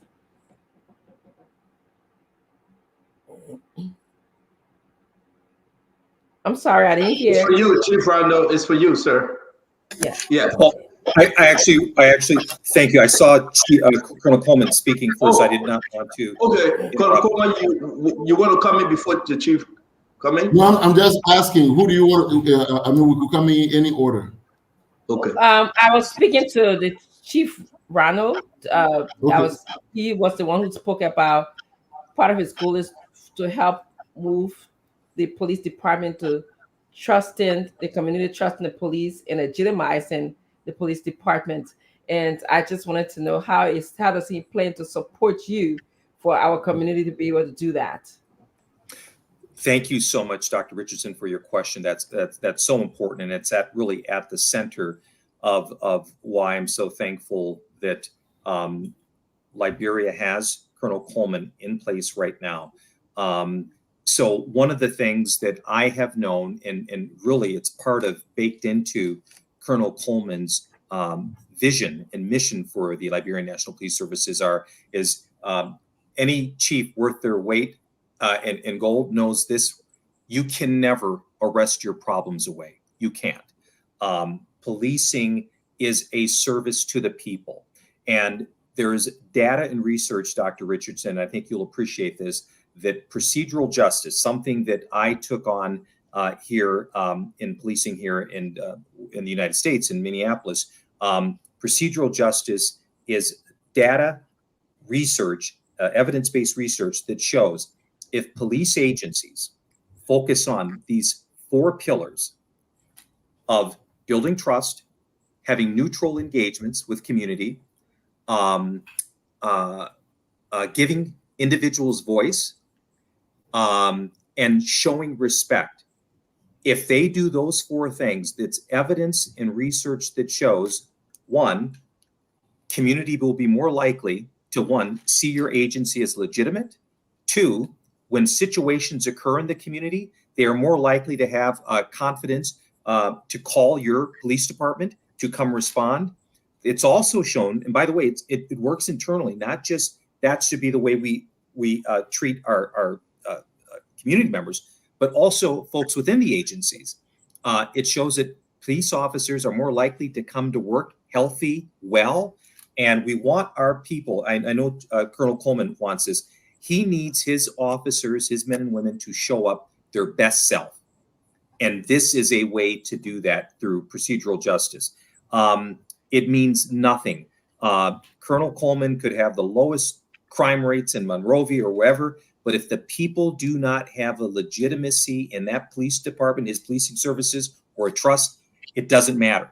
And so that's so important. I respect the fact that, Colonel Coleman, he's working under some very serious situations and conditions, many of them which he had to inherit.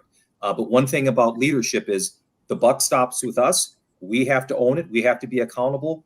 And Colonel Coleman is someone who says, you know what, I'm going to roll up my sleeves. He is a doer. He is a fixer, but he also centers that on his collaboration with the community. The other piece, Dr. Richardson, and I'll just say this here, is that one of the things that I've found that was very helpful for me throughout my career is community is so very vital to the success of how communities feel. Colonel Coleman could probably rattle off the statistics of how many robberies or assaults his community has had. But one of the most difficult things for police leaders to quantify is how safe people feel. And that's what leaders like Colonel Coleman is really trying to get at. And so part of being that is working with other community agencies. Inner Heroes here in the Twin Cities has been a phenomenal. Mr. Ambrose's teams. How do communities see us outside of work? Are we involving and engaging with our youth, our young people? When we had the situations in Minneapolis during the 2020 in this United States, the unrest, I will tell you personally as a chief, I was never concerned, Dr. Richardson, of 60-plus-year-olds marching through the streets. It wasn't. It was our young people. Our young people are the ones that we have to definitely not only make sure they're at the table, but that they're leading the discussions when it comes to trust and legitimacy with the police departments. And so I want to lean in. Colonel Coleman has a phenomenal vision for the Liberian National Police Services. And so I want to really help support him in any way that I can. So I have an opportunity to ask another one, or are we just one? So we give Gregory the time if you want to chime into the first question. Yes. So, Dr. Richardson, a key component to achieving that is accountability. We have to be accountable. Look, we will never control each and every officer, what they do out there. But the one thing we can be definitely sure of is that whenever something goes wrong, we will take the appropriate action and communicate it to the public. That's one way we intend to enhance our trust, because the more we're accountable to the people, the more we're transparent about what we do and we engage them. Like I said, we're changing from force to service. We're bringing service alive. We're making it consensus-based, getting people involved. I mean, seeking the involvement of each and everyone. We had a crisis here a few weeks ago where an officer went out in the field using a service weapon, shot and killed a kid. In order to deal with that situation, what did we do? We brought officers in of his rank, even after the professional standards, the crime services are concluded, to engage with them. And I turned the powers over to them and said, well, you are the IGs. You make the call on what should happen here in the best interest of the community and that of the organization as well. And they sat around the table and they came up with the same decision that, I thought was the best decision for the organization. So it's more about involvement. But a key thing that Chief Randall did mention is getting your officers to come to work healthy and well. While we are striving to ensure that we're holding the officers accountable to do everything to make sure that they improve the service delivery, it's only fair enough that everyone add a voice for support for them so that their physiological needs can be met, that they will be able to come to work healthy and well. So that is a key, that is a key point. So we're trying on this end, we need your help as well to encourage government, increase their salaries, give them, the basic physiological need. It's not like we're asking for more. We're just saying, let there be food, shelter, and clothing. The rest will come later.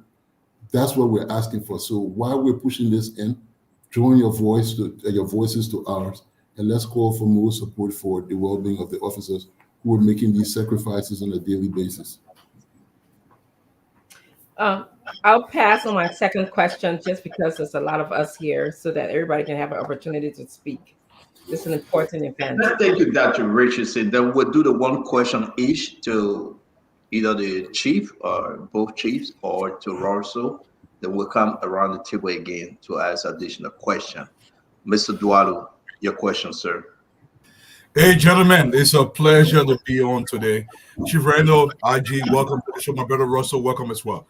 Let me ask you a question. First of all, Chief Randall, your arrangement with the Liberian National Police, is it a business arrangement or is it something of an NGO nature? Thank you so much, Chief and Mr. Dualu, for the question. Right now, it's more of an advisement relationship, and just because I've had a long-standing relationship with Colonel Coleman, even long before he was put into that position. I operate, Mr. Dualu, in that if there's a space where I believe that I can lean in to help support leaders, and I want to be able to do that. But I also want to make sure that I'm not doing anything to distract from the critical work at this time that's needed. So I'm looking to also familiarize myself with the people of Liberia and certainly how your government structures work. And again, all of this to help advise Colonel Coleman the best way that I can. Perfectly said. Since I know you said one question, I'll do it very quickly, but I want my brother Russell to come in very briefly, another short question. Go ahead, please. Russell, let me ask you this question. The chief spoke about character being everything. Let me ask you a question, brother Russell. It seems like in Liberia, sometimes when police officers do something that are completely illegal, it takes a long time for the structures or the hierarchical structure of the police department to take action. Do you think that takes away from the character of the police because they don't take action immediately when the police does something wrong across the country? You're muted. Let me just say this to Colonel Coleman. Regards, he's a very trusted man, and the time we work together, there's very few people I can put my character on the line for, but I can tell you, you got a good police chief, and I believe I left Liberia for a very long time. It is because of him that I'm coming to Liberia. I believe and I know with all shadow of doubt rather, he will deliver for the people. But he needs the consistent support from the community. That's to just clear that before I answer your question. Yes, in any given situation with law enforcement, the first two things that are being at the table for law enforcement in America and the community at large, I always preach these two things: accountability and compliance. The community lives in compliance and you can demand accountability. But at times we want one and we don't give the other. The process, the due process for law enforcement, it takes a process. And I know at times when situations happen, the community is so hard or so harsh and angry at the moment, so they want everything to just come at once. It doesn't work like that.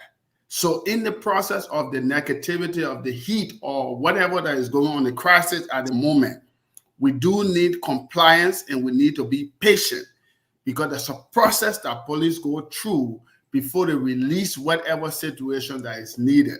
But when people, if you notice, when people are mad and angry, they don't process well. And that's the time destruction takes place.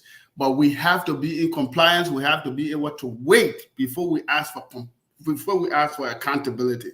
And it takes time. So whenever the situation goes on, we always need to have time, and we always need to wait for the process. And with Conocoma, with Chief Randall, wherever police department, it takes time and it takes process. So the community need to be patient. But in the same process, they need to be getting information as times goes by from the law enforcement to make sure that they know things are working and things are being processed. But it takes due process before the results can come in. So, Mr. Russell, you agree that it does take away from the character of the leadership? Yes or no? Yes. Yes. If the communication is not there, but if the communication is consistent, it don't take nothing away.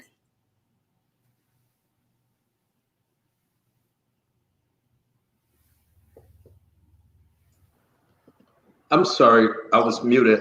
You want to go ahead, Paul, then we'll go to Sis Glendy, please. Thank you very much, Sandra. Colonel Coleman and Chief Randall, our brother Russell, is very good seeing you. The Liberian situation is peculiar, and I mean that to say, I know every police department face some kind of constraint and resource issue, but Liberia has a compound complex situation coming out of war, over a period of time in a police force that is a police service that is now trying to build back the personnel morale, governor resources. We have a challenge with one of the key words you use, trust and credibility. My question is, Chief, how do you restore credibility and trust with a police department that is this much challenged with resources, and a community that has most, for the right towards a word of its social fabric broken down? How do you connect the two? That synergy. You having to be an experienced police chief, and I know your situation may be a little different, but just understanding a country like Liberia, what advice would you be giving our dear brother and friend, Conocoma? Thank you so much, Mr. Kennedy, for your question. So I'm a student, and I'm sure Dr. Richardson would appreciate it. I'm a student of history, and I try to learn as much as I can, and much of that through my elders here. I understand that there are some very unique situations with Liberia, a country that is just 20 years removed from its last civil war, changing political administrations, challenges with its infrastructure, education, economy, all of these things baked into the situation. But here's what I can say now.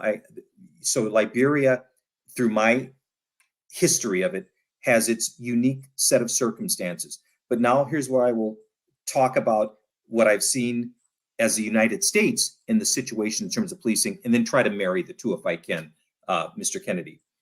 The United States, as all of you know, has had its history of inequities, of abuses, of people being oppressed, of different changes in governments, and what have you. And particularly Black people in the United States, particularly when it relates to policing, their race in the American policing system, Mr. Kennedy, has always been inextricably linked together. Black folks will tell you that. In the department, I will tell you, Mr. Kennedy, in the back of my wall in my office when I was chief, I kept a portrait from 1906 of 16 Minneapolis police officers. At that time, they had the English Bobby style caps. They had their badges. There were 8 officers standing and 8 officers sitting for this black and white portrait. Why I kept this portrait was because at the far right end, seated, was the only black person in this portrait. His name was Henry G. Thompson. He joined the Minneapolis Police Department in 1897. The reason why I kept that portrait is because when he was a police officer, he was not allowed back in 1909 to arrest white people. He was not. Matter of fact, he was relegated to, they called a wagon called the Black Mariah. It was a horse-drawn wagon. And his responsibilities when white patrons got drunk, the men after work, they would call him the white police officers. If they had to arrest white people, he would have to take them in his wagon to the jail.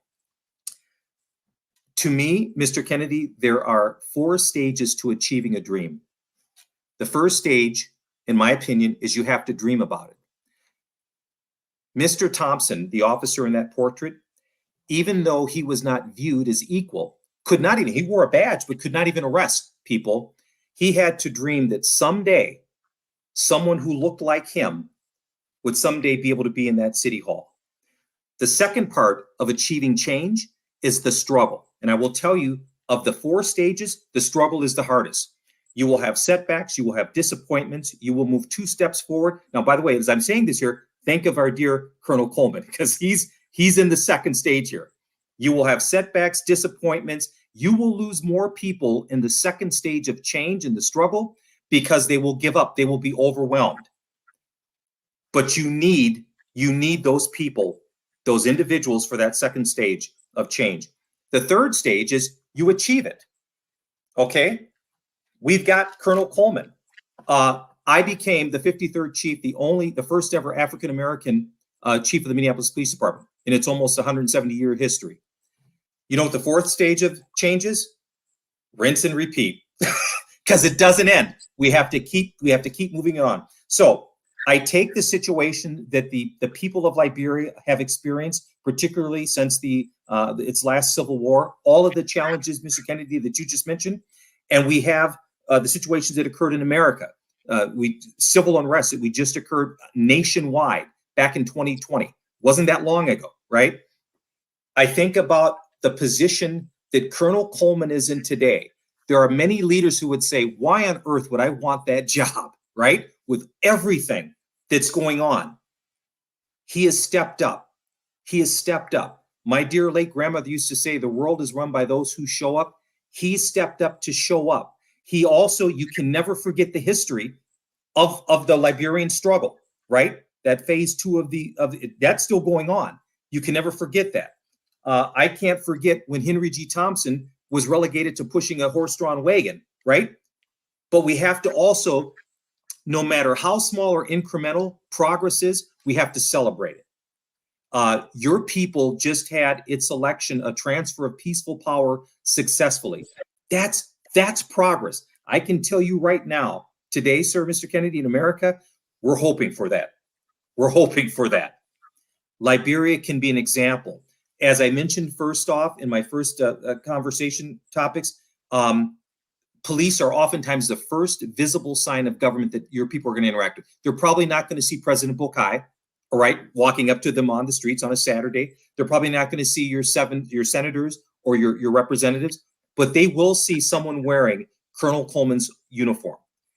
Those momentary interactions, they have to matter. They have to matter.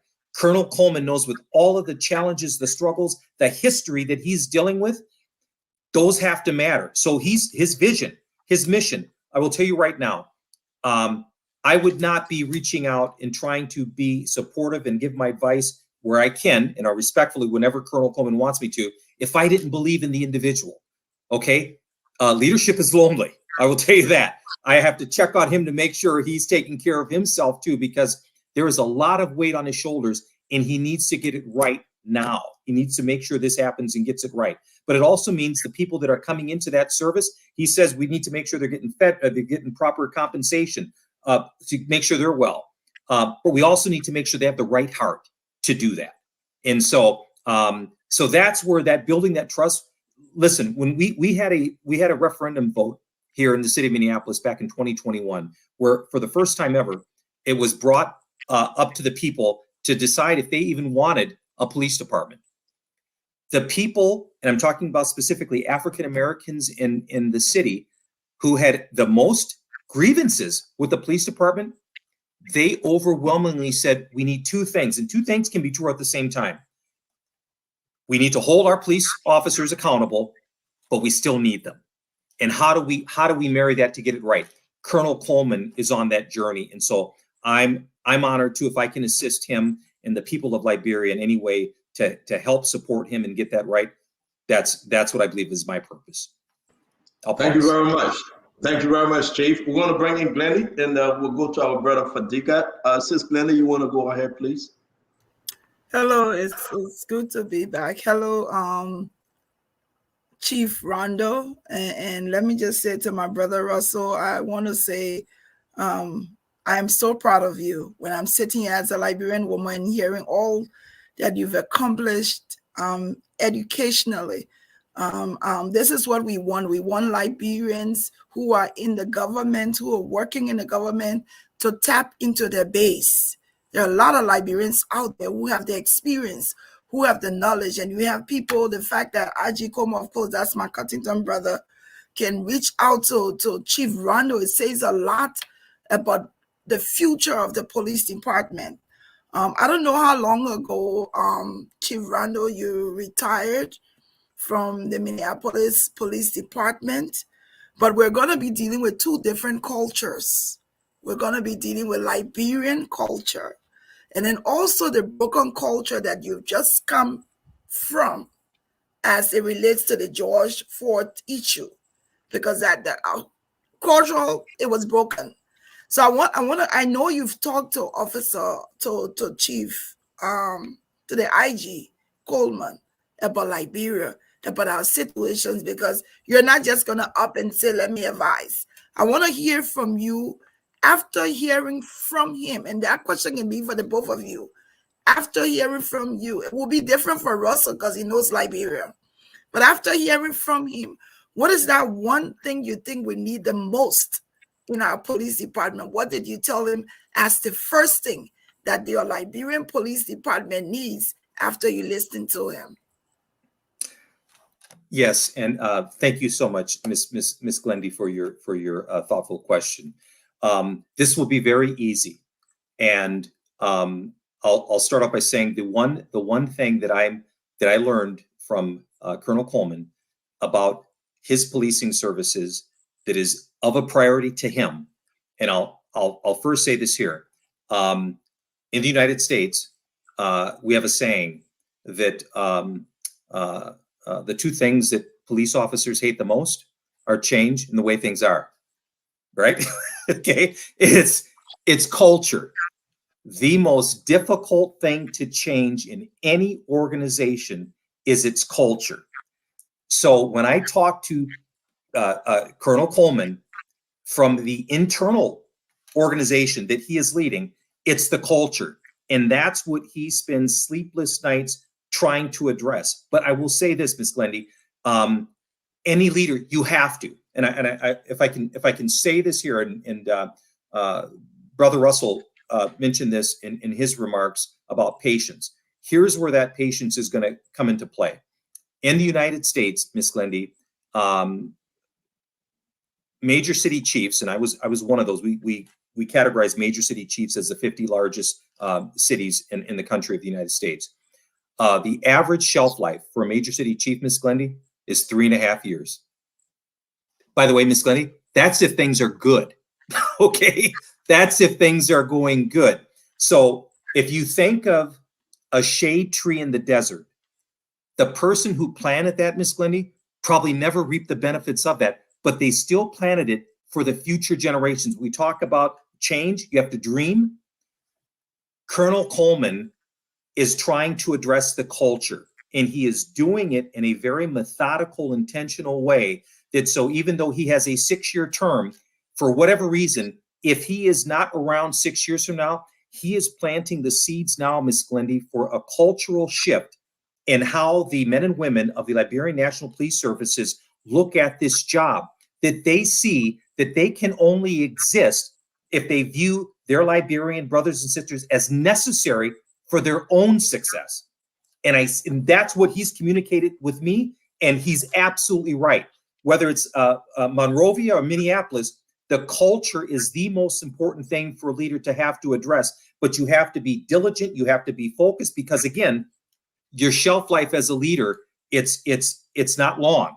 So you have to focus every waking breath and that energy to try to change that culture and what that looks like for the Liberian National Police Services. So to answer your question, he's shared it with me, and Colonel Coleman is someone who's always taking copious notes. I kind of think of him as the beautiful mind. He's always thinking about how he can better serve the people of Liberia and its culture first with his policing services. Thank you. Thank you very much. Thank you. Let me bring in Fadika. Russell, you want to add? Go ahead, Russell. You can unmute yourself, sir. Yeah, if I may add, a lot of people will know people in the work they have done by the CV, but I know Colonel Coleman and Chief Coleman by his daily attitude, by his work ethic, because we have worked together for years. I'm gonna tell you the one most important thing. Colonel Coleman loved people. He loved people in and out. In every single thing I've seen him done, and we have worked together for years, his desire for Liberia is so strong. Even when he was not in the position, he sat for days in America and thought about how could he help change the status quo, because he knew he had started something there and everything was derailed. So I want to let you all know that this is a unique individual that Liberia have right now. And change doesn't just come because we have a good education, because we have lived long and what have you. I believe in my years on earth and the people that I have worked with, change comes because of consistency, tireless effort, and believing in the people and yourself. And that's how the transformation takes place. And Chief Coleman has every ability of those three things. But all we have to do, the Liberian people have to do, is to work along with him. In the process, there will be mistakes, there will be chaos, there will be difficulties, but you have to always keep the communication going. Do not assume, because assumption distracts the process. We have to be consistent and we have to communicate through the process day in and day out. And I believe once we can work together, bringing the young people at the table, again, the community have to be at the table. Once we can work at the table and we all have a voice, because in America, I had a common saying, if you're not at the table, you're on the menu.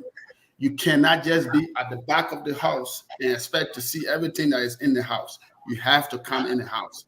And Colonel Coleman will give everybody the chance who want to be at that table, because he believes in the group, the collective efforts. If we all work together, that's how we succeed.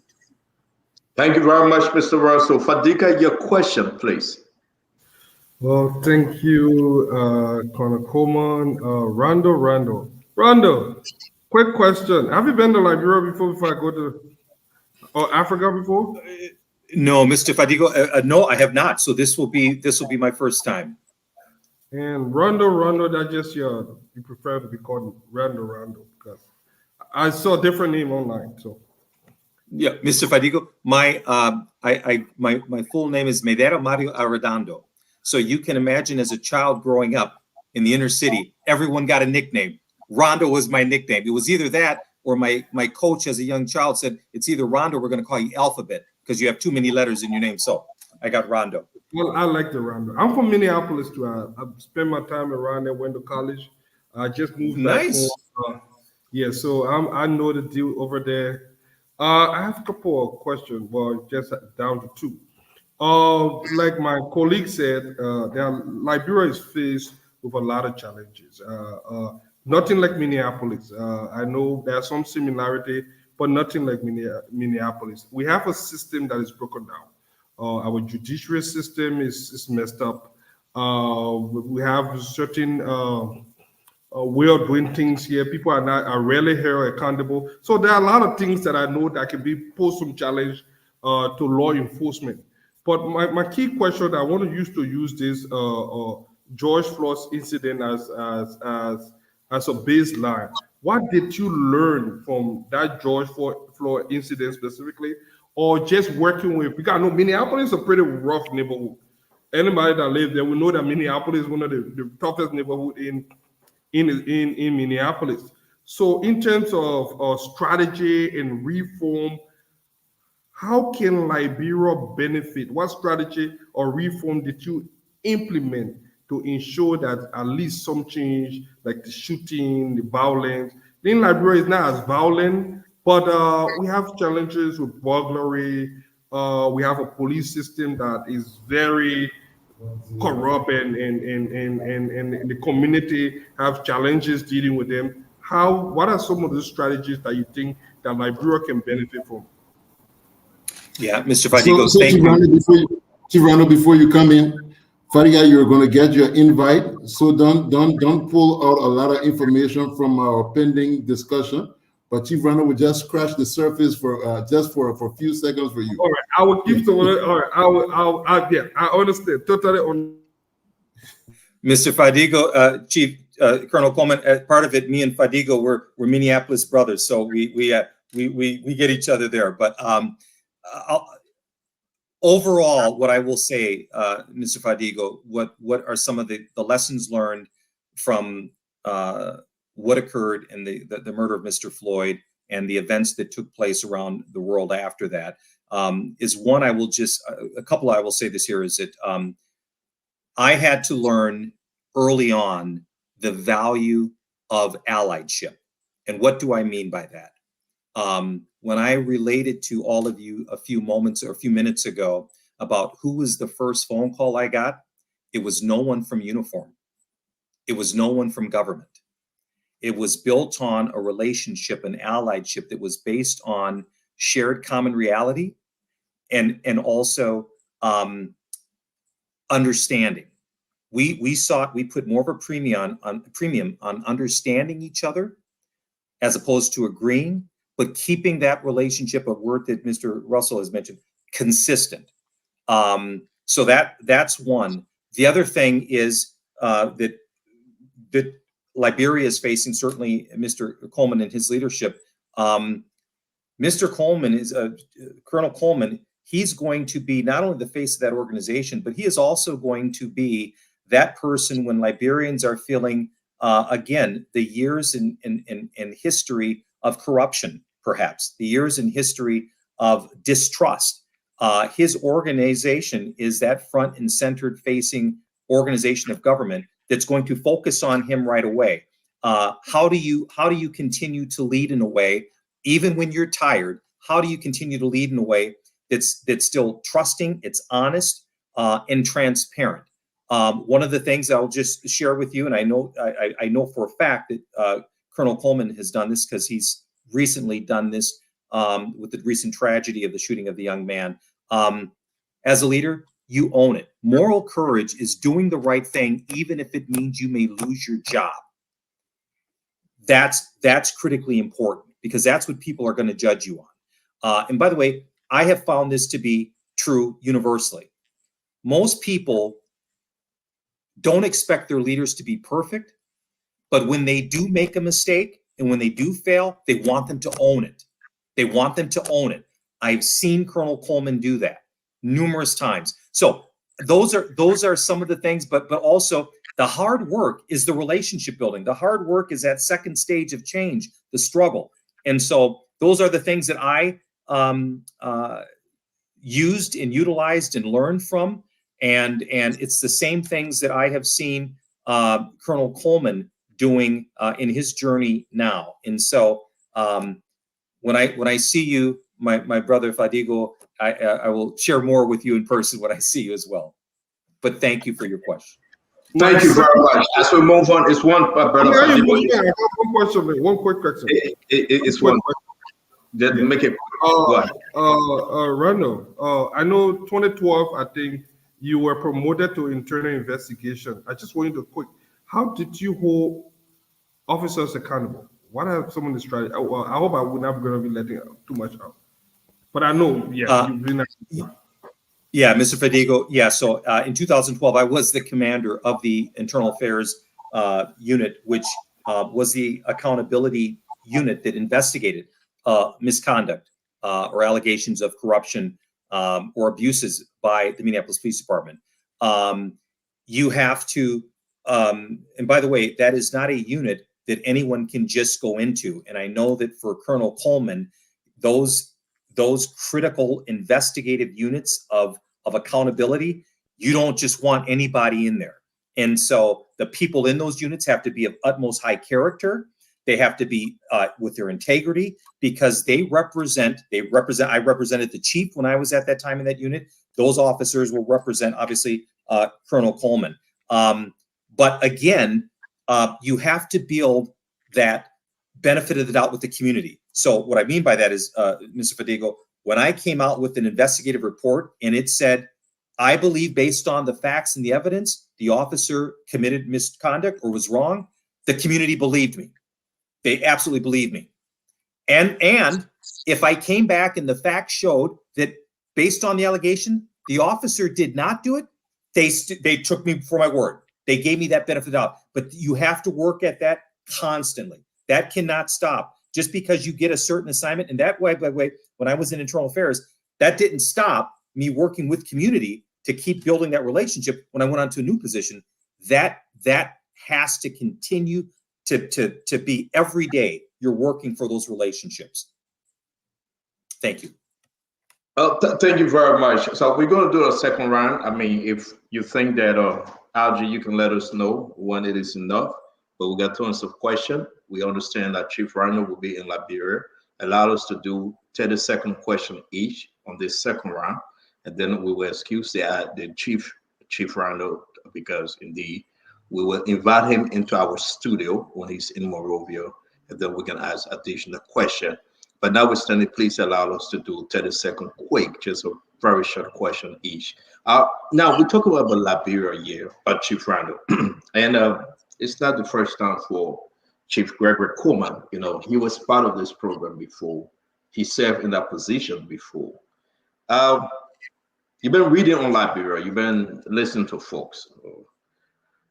I received information. A lot of the police officers watching the program, they appreciate the fact that you are willing to help Liberians.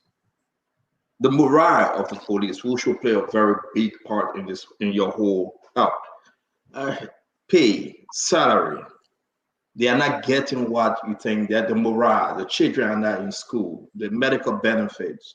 It's different from America, because you must have those things, and else you're going to have a serious issue. Speak to us about how you're willing to help Liberians to build up the morale of the police, not only in Monrovia, because our country, when you leave this capital city, you're in a no-go zone or dead zone. We got a bunch of the graduates that just came out. They're still waiting for salary. Chief Gregory will speak today. Almost 4 or 5 months they have not taken pay. It is not about Chief Gregory. It's about the system, how it's structured, our budget system. So how can you build a morale? They are saying they want to go back to school. They want to advance themselves. What impact? How can you speak to this police morale in the community? Yeah, so thank you for that question. So, and you're absolutely right. There are certain challenges that Colonel Coleman is dealing with in terms of the morale of the policing services of Liberia that are going to be vastly different, as you noted rightfully, about America. There's American policing services. We have collective bargaining units or unions in America that basically map out exactly what you said, that police officers are going to be mandated with certain amount of compensation, health benefits, these things, all of that.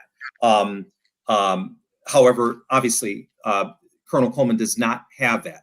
What I would say in terms of what I'm going to help, and by the way, that absolutely impacts morale. The Liberian people know that those men and women who are serving for Colonel Coleman, they also have families. They may have aging parents. They may have family members who are struggling with addiction. They may want to make sure that their children can get a proper education and go to school. They're people. Colonel Coleman talked about the physiological impacts when his officers are not healthy and well. The conversation, the education and awareness that I need to support Colonel Coleman, and he's been on this mission, when he talks about building that support, if Liberians truly want to, and again, I have to celebrate that progress that Liberia has made, regardless of how small or incremental people may look at it, it's still progress. What Colonel Coleman is saying, I'm in a position to lead our police services in a way that will transform and change the way that you have been used to. He wants to close that chapter on where people think that corruption is just a daily thing. He wants to close that chapter, but that will require investments. Quite frankly, I'm being very honest. That will require investments in compensation pay. He needs to get the best people. When I talk to you about the number one character of the person I wanted to hire, character. He needs to make sure, you know what? If 10 people walk into his office and they want that job, if he knows that 6 of them don't have the character, that's okay. There'll be 6 others who will, and they'll take that job because they're going to be given proper pay, decent health benefits, and all of that. But it starts with getting and making sure that you put the best investments in that. In America, it's the same way. Oftentimes I think it was the Greeks who said, if you want to look at the strength of a society, look at who their heroes are. Unfortunately, in America, it's people like celebrities and sports entertainers, right? But the people, the educators, the peace officers, the medical people, those are the people that we really should be making the investments in, because we're going to see them a lot more and interact with them a lot more than we will Beyonce. Okay, that's just the reality. And so when Colonel Coleman is talking, and when any of our Liberian community ever hear him publicly talking with elected officials about, we need to increase the compensation, we need to start having better health resources for our people in the services, understand it's not for him, it's for the people. He needs the best self, the best healthy and well people to show up to serve not only the people, as you mentioned, sir, in Monrovia, but in the outskirts, where the most challenged parts of Liberia are. They need to know that when they call, one of the things I said about the nobility of the policing services in America is that when someone in America calls 911 and they need help, when that dispatcher hangs up, you know what that dispatcher does not ask them? Are you Muslim, Christian, black, white, rich, poor, gay, straight?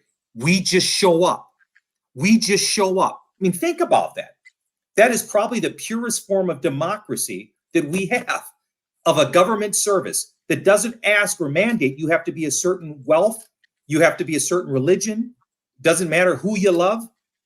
Colonel Coleman's trying to address both the culture to strengthen morale of his police services, but the reality is you have to make an investment in your people. And so he's going to need that support. I want to say thank you. I'm sorry to interrupt you, because we know that I want to allow others to just ask the last question each, but this is bigger than we ever talked for today. And we hope that while you're in Liberia, you can again, come into our studio. It's not like in Minnesota, but we will entertain you the best way we can, that we can have another form of discussion. Dr. Richardson, please. Excuse me. Yes, sir. Yes, Mr. Russell. I want to ask something quickly to what Chief Randall just said. Yes, sir. I would like to ask you guys who have this beautiful platform that you can reach people from everywhere, every angle, every minute, every second, to support RG Como in sending the message consistently. Again, consistently. Change only comes when people are consistent to the government. Every program you have here, I will ask you guys to send the message that the first and foremost thing for the police department in Liberia, for the change to come, they need to invest money into Colonel Coleman ideas so it can come to fruition. Because if the investment is not there, the police department cannot change. The day-to-day lifestyle of the police department and the officers is needed. The community is demanding quality, but the pay is not intentional. So as you come to your platform every day, if possible, have a show, create a show here that you can have the community members speak on the support of the police, because the police is the first face, the first representation of the state. And if they are not right and not okay, the rest will not be okay. Thank you, Mr. Russell. You got to give me your information. You got a good consultant company will link with you. And you know our Liberian way, right? Through crack, coffee, drink water.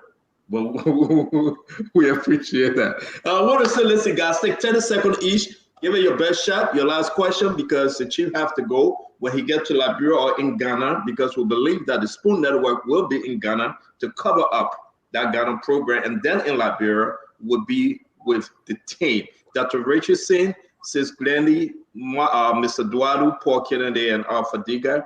Give it your best shot.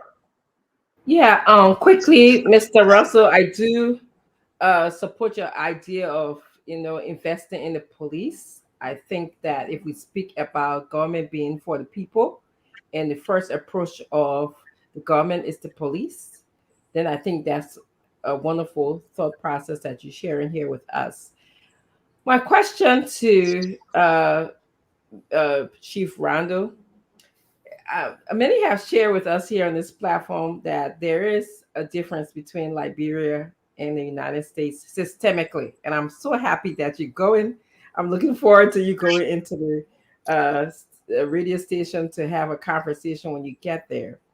I also observed that the idea of community policing is not new, but this is what I'm hearing, that a lot of the police departments in the United States are moving towards, and I would like to see that in Liberia, okay? Because we know, like you said, one of the first person who called you when we had that breakdown in Minnesota with the George Floyd situation was related to community policing. It was an activist, someone who wasn't even in uniform that called you. How are you advising IG Coleman to utilize community policing and putting more police on the streets of Liberia, where they will actually be the face of government? When I grew up, police was a place we went to. We barely, I didn't get in trouble, but we didn't see them. There were the people who kept us in order. But in Liberia right now, it is so needed, that partnership. So what would you recommend to IG Coleman for us to have this partnership? What kind of partnership are you looking at? Yes, thank you, Dr. Richardson, for your question. And I will also just echo that when I was growing up, we did not have the tension wasn't there, or the distrust wasn't there like it sadly sometimes it exists today in different communities. So I never want to be one to recommend to Colonel Coleman. He's a phenomenal leader, but a couple of things that we have talked about is, so one of the things that Liberia, like also in the United States, technology. I remember years ago when I was a police officer, when we had the advent of even squad car cameras, that was a huge thing. Fast forward today, drones, body-worn cameras. When we first came out with body-worn cameras in our department, there were officers who would say, "I'm not ever wearing that thing." You can't get officers to leave the roll call without having that body-worn camera on now, because it holds them accountable, and also for the community. Okay, so it is a great tool. And I will also just say, AI, it's coming. It is coming. And by the way, not so much of a scary thing. It has to have rules and regulations. But as Colonel Coleman has talked about, this can also help to free up, perhaps, when he needs officers in those communities, in those neighborhoods in Liberia, building those relationships. AI has the capability to do reports that would free up human beings to have to do that. So Colonel Coleman, when he talks about investing in technology, he needs that for Liberia to stay 21st century, to stay on top of it, to provide the best services, not only for the people of Liberia, but also to help his personnel to be on the cutting edge of what he wants to do under his leadership. Technology is going to be important. However, the other investment, he also needs the compensation to get more people out there walking footbeats, walking in communities throughout Liberia to build those relationships. Because as you said, Dr. Richardson, I could not have had that phone call back in the evening, midnight at 2020, in the summer of 2020, by sitting in my office all day. Those relationships, you have to get out of that office. You have to have officers, those men and women, out in those rural communities, out in the urban sectors of Liberia, building those relationships, because you never know when that allyship will come into play. And that key activist who called me, I thank her to this day for that. But it's built on that relationship. So technology, he needs that, the investment in technology, but also compensating and being able, he wants to be able, believe it or not, Colonel Coleman wants to be in a position to turn people away from the Liberian National Police Services if they don't have the character, if they don't have the quality in the traits, because he'll get others through that door who are qualified, who do have the character, but they're paid decently. They have the other types of requirements that everyone should have in terms of proper pay, housing, all of those things and benefits. So those are the things that I will be certainly at the table listening to Colonel Coleman and supporting him in any way that I can. Thank you. Thank you. I was just told that we are totally out of time. Guys, I'm begging you, please, please, please. We are totally out of time. Please consider that let's bring in, I'm talking and we'll ask the last question. And once Chief Rondo is in the country, we'll have enough time to come on the show and he will entertain our question again. We want to give time to the police IG who will stay with us to move the conversation forward. So I will come back to you, Gregory Coleman, Police Chief, Liberia National Police. You can please excuse your guest that you brought on tonight, and we'll give you the last word before they depart from our program. It's up to you, IG.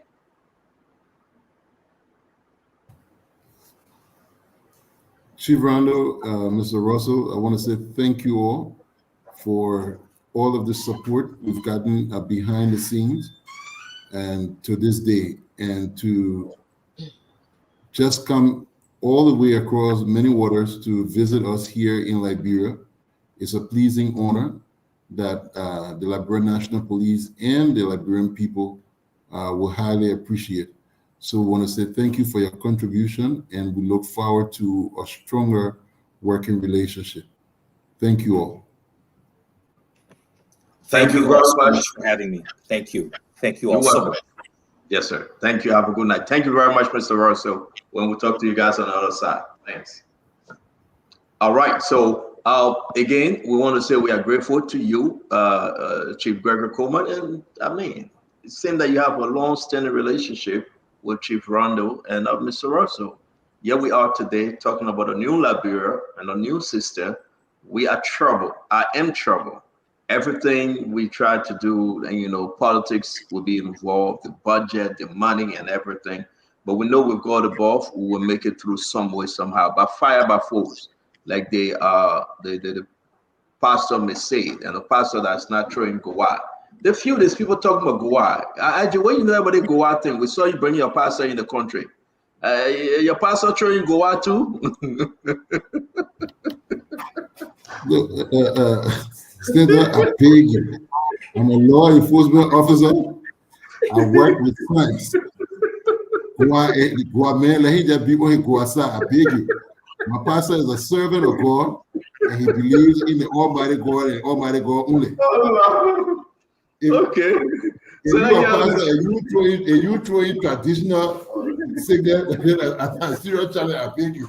So let that be that one. Well, we saw you welcoming your pastor at the airport, and I thought about it because when you hug him, you know, you bow down, he bless you. You took your hat out, he took his hat out. We saw the video, and I hope Nelson can get a video ready. But I was thinking, I said, is this the Goa pastor they're talking about? Because I saw Kanji talking about Goa. I thought other people talking about Goa pastor and say by fire, by force, something like that. But anyway, we're done with that. Your pastor is the man of God. The pastor you saw me hugging at the airport is a big brother.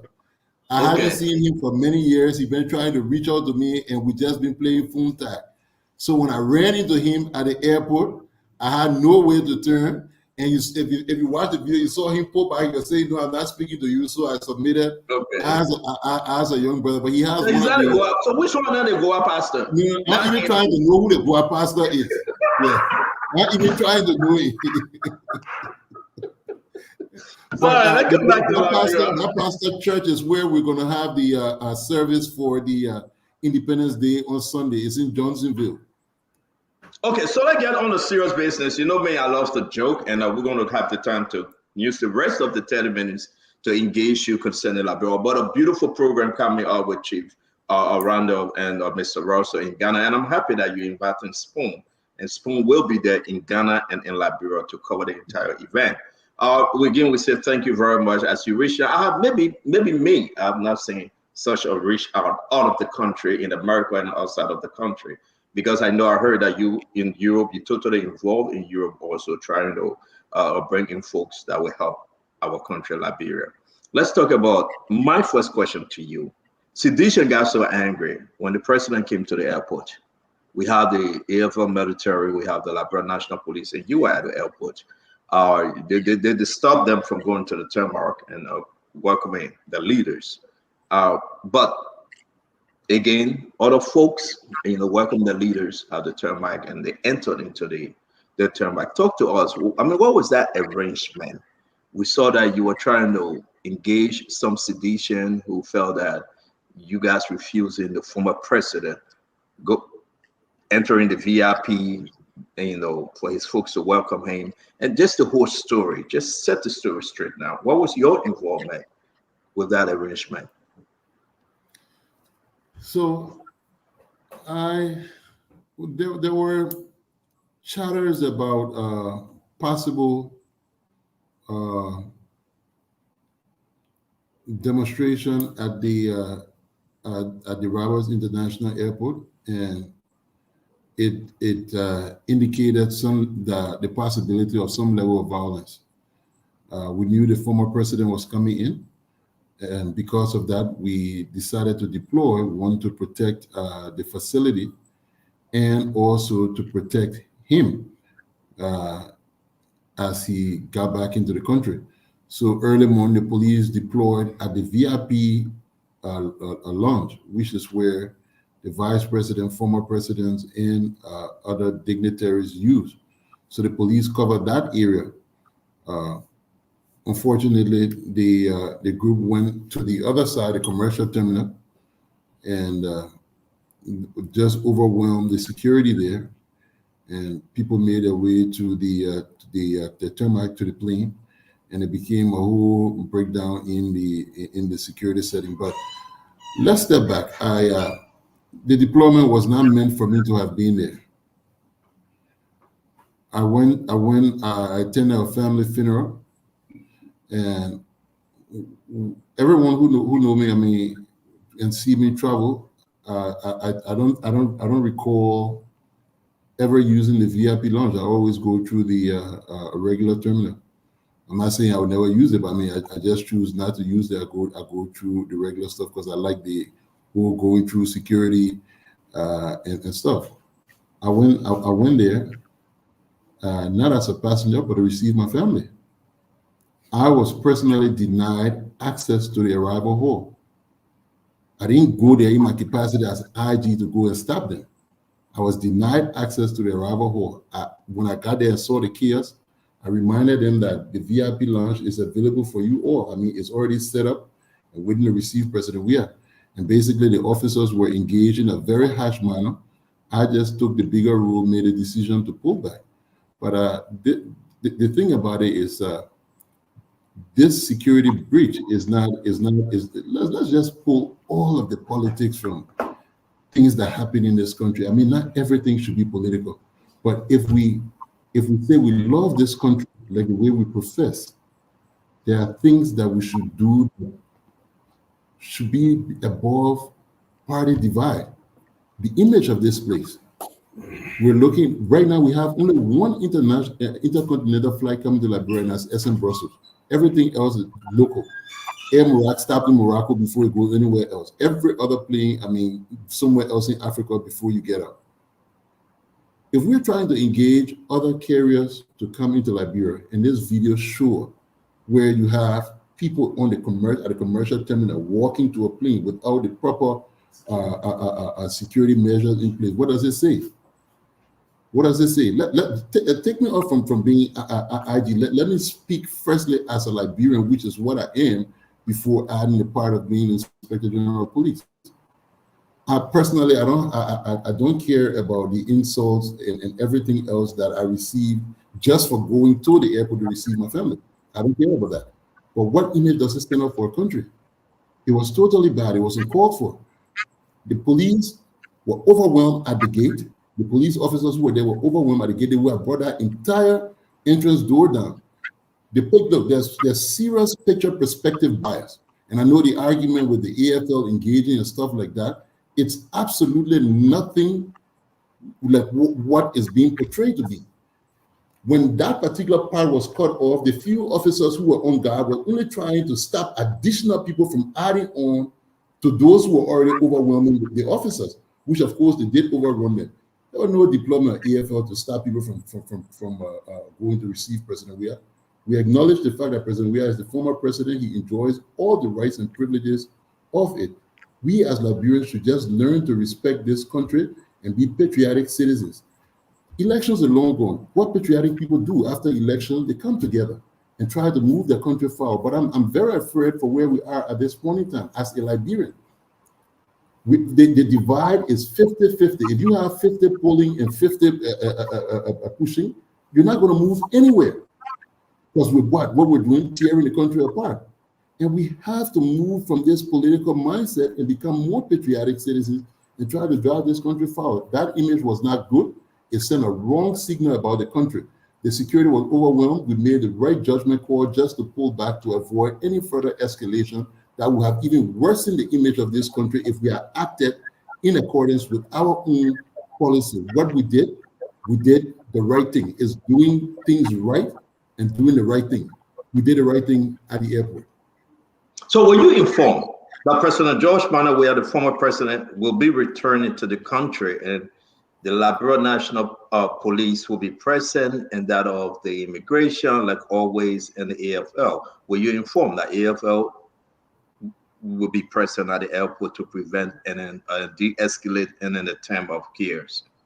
Were you informed? AFL presence to the airport has nothing to do with visiting guests. AFL have been deployed at our airport for many years, since 2013, since long even before the UNMIL drawdown, to provide the necessary support. The act creating the Civil Aviation Authority called for that. Look, after 9/11, a lot of things changed. The airport is not just any ordinary space. If Liberia had the full capacity, you see deployment of maybe probably the Liberian Air Force at the airport. And what happens in the doctrine of plain view? If they sit there and see something happen to that place is going to be destroyed. So when you told that the AFL would step up their images at the airport, because what happened is that even if you go to the airport, you don't see the gathering of AFL soldiers in such a manner. Were you informed that the officers are posted in different areas? So the officers just came from their various posts. They had their weapons on their posts. They don't go to their post with pencil. They go to their post with weapons. And if something's happening, they can't put their weapon down and say they're coming to engage that stuff. So they came there with their weapons. They did not use the weapons. It was in their hand. They only tried to put up a blockade from additional people going to the already overwhelmed officers. Listen, how will you address this? My last question to you on this issue. I think you should. How will you address this if President Weah leaves the country again and he must return, the former president? How will you address this differently? Well, it depends. Right now, I think I should limit. I just remembered. I think I should limit speaking any more to this particular issue, because when we were summoned at the house, and I remember that there was a call for further investigation by the house to be presented in 2 weeks, and being one of those called there, I'm sure I might be referenced in our investigation. So let us leave it as it is. But I mean, it's always good to look at every event and improve security and take better actions. I mean, for future purposes. But since thank you very much for thinking on that, because we do not want to put you in a situation you can't handle. You can't handle. Yes, that's the morality line. So, but thank you very much, Dr. Richardson. Your question for the IG. So, IG Coleman, I want to piggyback a little bit on what I started with the Chief Rondo. I was speaking about community policing. I believe that community policing is going to be very instrumental in the way that you move your police department forward, and in a way that Liberian respect the law. What are some of your plans to engage the community, your police department, to engage in community policing in terms of meetings with the community? I'm sure you, I don't know if you're already doing that, in terms of engaging the youth, in terms of having maybe supporting events where your department and the police and the youth, the people of the community can engage each other. I actually appreciated I don't know how you can call that little, the booth that you brought in. I saw that. I don't know, place in some part of Monrovia. So I think more of that would be good. So what are your plans? So thank you, Dr. Richardson. The community policing since the restructure and reform of LMP has always been one of those things that LMP pride on. But it's been more of a departmental engagement where we have a community policing department, and we do a lot of outreach, different community meetings, engagement with school. We have a very unique community policing team headed by Officer Ford. I think he does excellently well in engaging the community. However, strengthening community policing from my end, it runs beyond just being a department within the police, but rather the overarching philosophy that will guide our every action. So it's not just about having programs with the community, it's how we relate to them. So we're taking an all-of-department approach in community-oriented policing. It will require some retraining. We're now going to be blending it with the concept of anti-fragility. And the reason why I say so, this concept speaks more towards strengthening stronger ties so that it will be able to withstand shock. When Chief Randall mentioned about the relationship with the community, his relationship with that, if he didn't have that, it would have been way worse than what it was. But we're looking at getting to a point where once we can build trust and gain legitimacy with the people through the community policing initiative, we will bring service alive. Every time we look at the thing about the police, how we relate to people, you should always think of it as a business providing service. So my thought is getting people more involved so that we can understand their expectation of police, because what we're giving is not what they're expecting, is not what they want. So we're going to be bringing them more to the table to get them involved, to see what they appreciate more from the police. Sometimes it's just the littlest things that we do not even consider that they're more concerned about. So we're going to be doing more listening. We're going to be doing more involvement of the community so as to improve and redirect our services to them that is targeted and delivered in a better manner. The resources are not there. So if we cannot coordinate ourselves in a way that we're more strategic in engaging, we'll definitely fail. So this idea of community policing is going to be the philosophy that guides us and not just event-based. Yes, thank you. My second question to you is, I was listening to Chief Randall talk about some of the technology aspect of community policing in your engagement. And we all know that one of our primary problems in Liberia is the lack of electricity. Therefore, it is very challenging for for anyone to use technology. How do you intend for the police department, which I think technology is so crucial in your area? How do you intend to work with the limited use of electricity? So we're exploring every means possible. Renewable energy is another form that we're looking into. 3 days ago, we had some engineers come here to do an assessment on our current load to see what our capacity was. I think it's somewhere around 250 watts, and they're now designing a solar system. And that's not just going to be for Central. We're designing for all of the different police stations. We don't have the money, but we're thinking ahead. We're dreaming. We're just getting prepared. That just in case we're able to find it, but at least we're going in the future. I mean, looking at where things are shifting.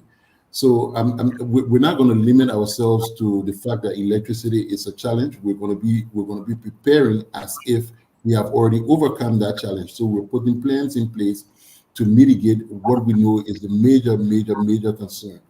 The role of the technology, we're depending more on rechargeable tools.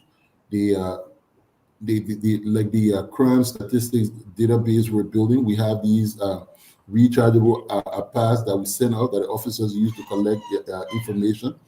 We know the challenges in the rural area. We have a couple of groups that have come up to build some solar systems for us.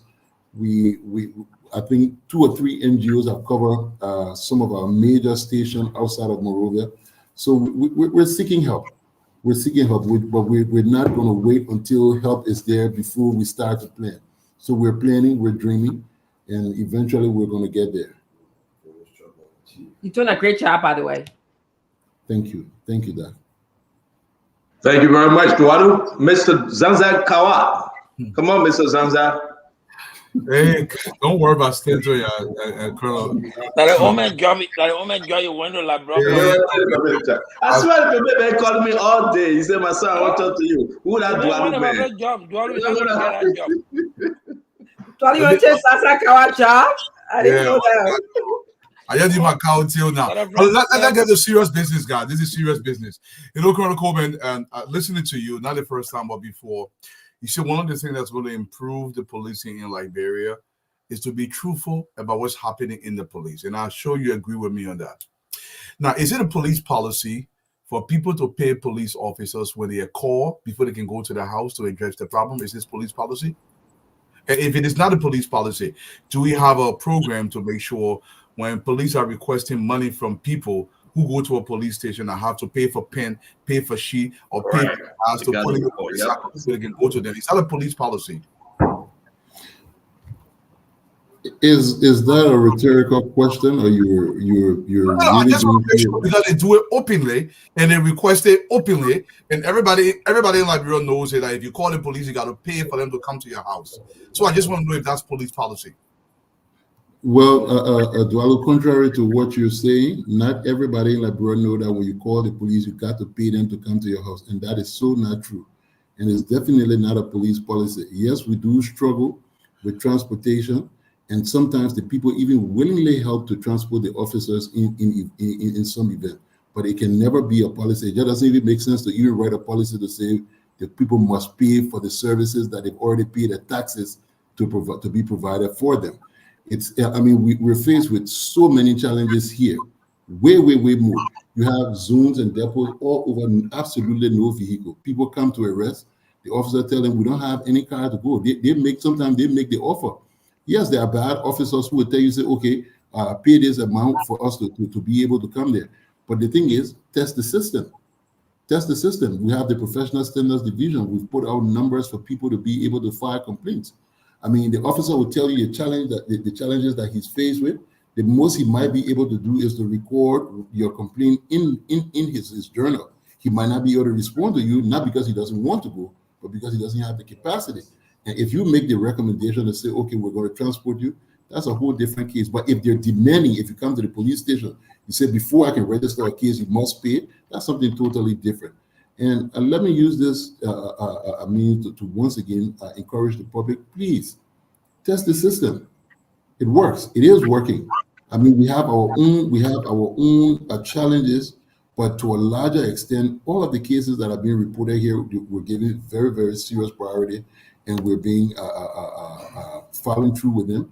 And officers are being penalized, and in some cases vindicated, because there are people too who come with bogus complaint against the officer that just cannot be substantiated. Thank you, Mr. Coleman, and I'm glad you brought this up into the Liberian public.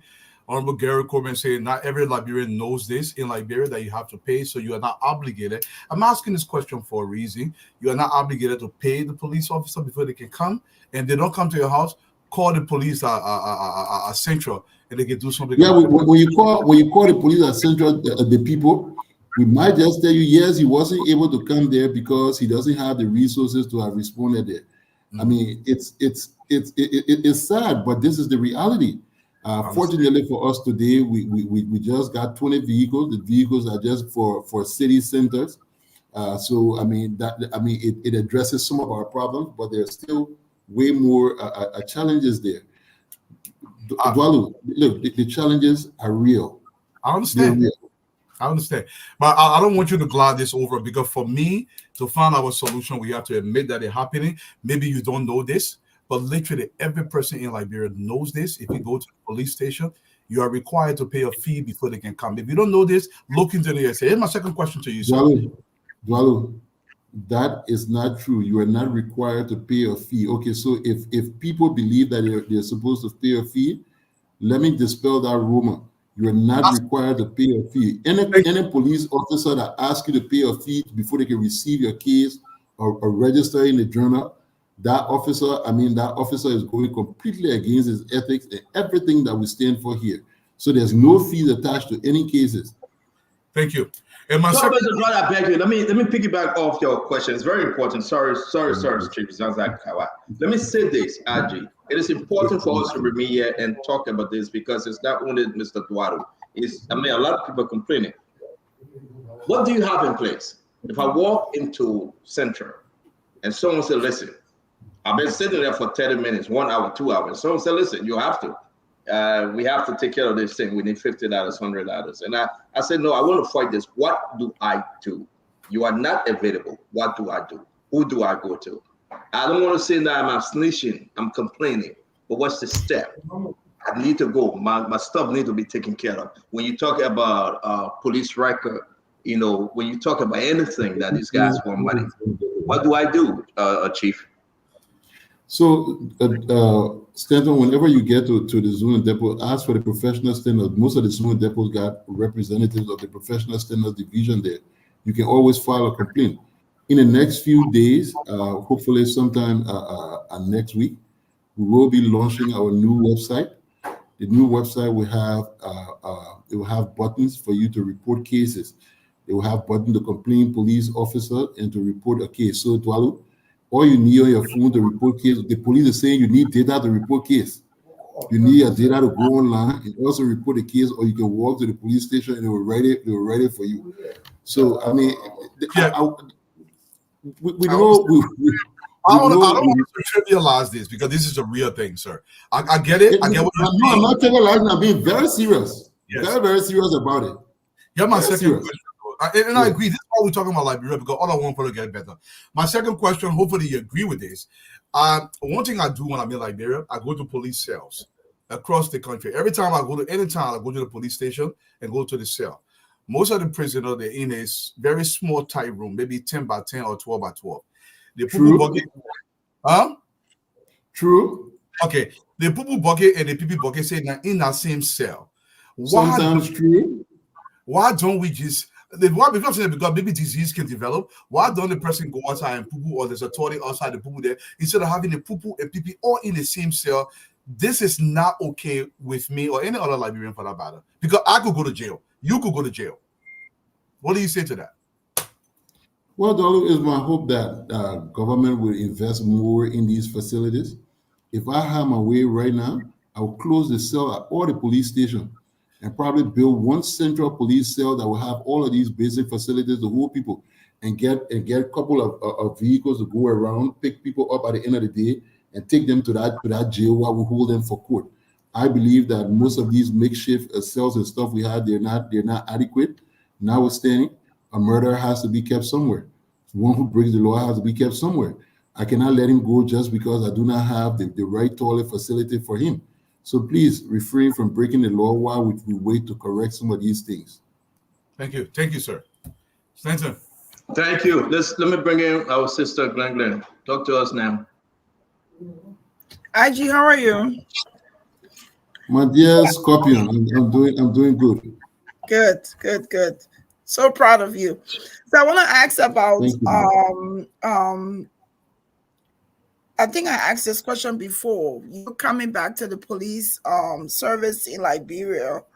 Now you're looking at reformation of the police department again. I want to ask you, what do you think would be most effective? That would be an easy fix. Now, there may be many priorities that you may have, and some of them may take 2 years, some of them may take 6 months. I want to see, what is it that you think your police department, what reformation can you bring to the police department that will probably be fixed within a month or 2 months? What can you do?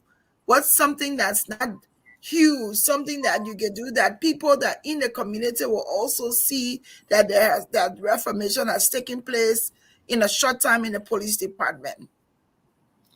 I think being more accountable is one way that people can easily see that things are changing.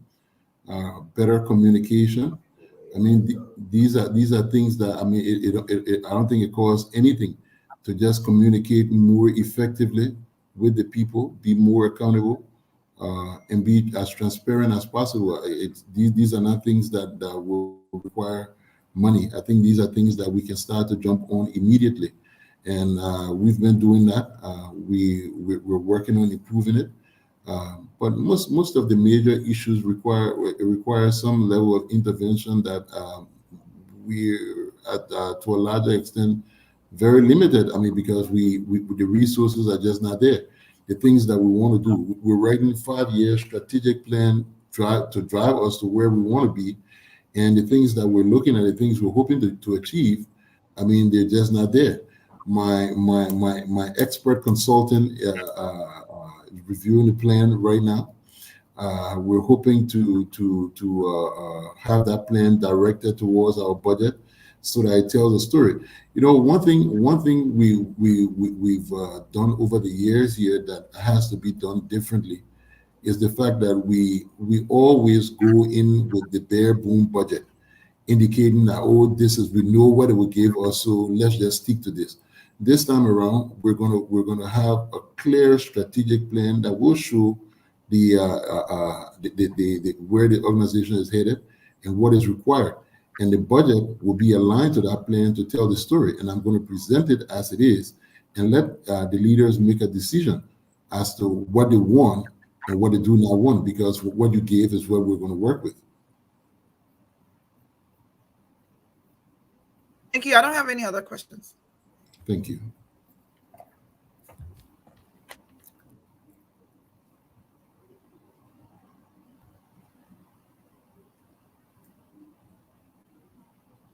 Fadiga, you want to go? I'm sorry, Fadiga, go ahead. I'm sorry. I thought you guys were hearing me. Go ahead, Fadiga, please. You're muted.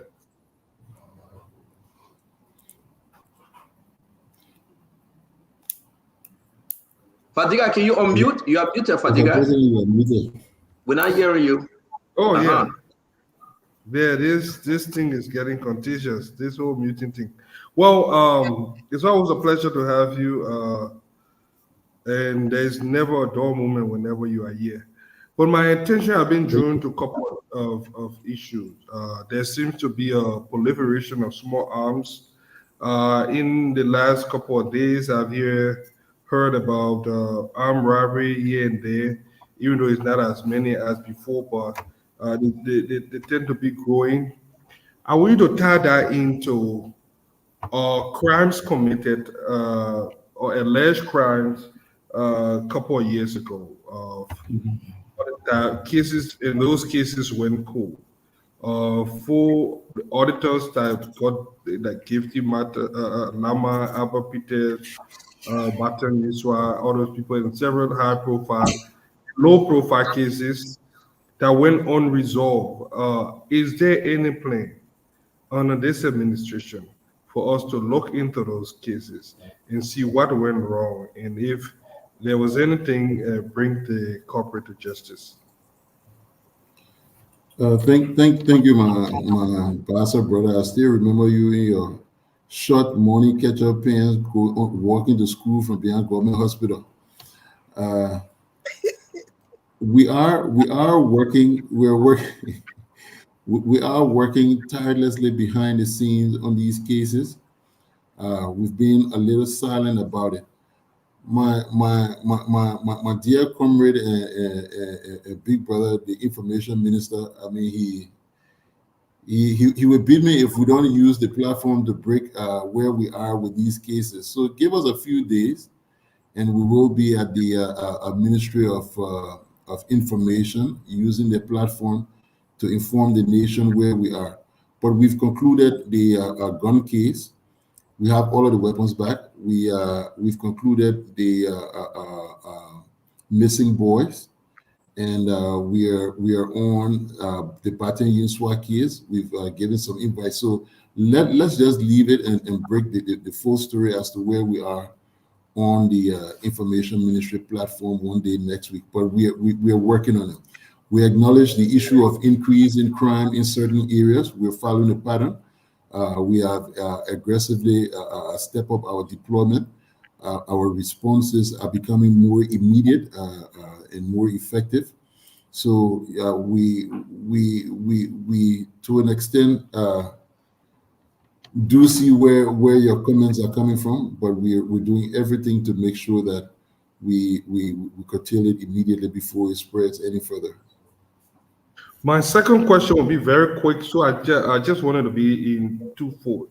The one is there any plan for a crime lab anytime? So where we have, I know there's a crime lab or like a forensic department that will study some of these cases, and then just to sum it up, why can there be a helmet prescription? I don't know. I'm trying to get my thought together. Why can't we use that ban be on all riders? I mean, some riders wearing helmet. Some people are now wearing it. It look awkward. You get on the boulevard, you see it. You go to a red light. People violating on the other side. It's like they on the other side not going to get hurt. Why can't this be across the board? Now everybody wear helmet. If you're not wearing in compliance, the law take its course. So for non-compliance, the law continues to take its course. I mean, everyone's required to wear a helmet. For now, we up to August 15, our strict enforcement zone is the area that we've been focusing on. And after August 15, it will be extended. So it's our hope that people have used the time in between to get more resources to register and become compliant. Because within the next month, a little under a month, that zone will be extended. The issue of the forensic lab is there's one that I think is in one of the government programs to help us build at the academy. That is ongoing, but I mean, for more advanced stuff, we will need help from partners to come in to the expertise, the different kind of equipment and stuff that we need, and the basic training to facilitate that. One day next week, we will play a host to the President, His Excellency Joseph Yuma Boakai, visiting the Central Police Headquarters to dedicate the fingerprint laboratory. We'll be moving from, we'll finally be moving from ink and shoe polish to electronically collected fingerprint. So that's going to be one day this week in the launch of our website. So we're crawling. Basically, we're crawling, but we got strength to run. So if we get the necessary support, we will definitely do it.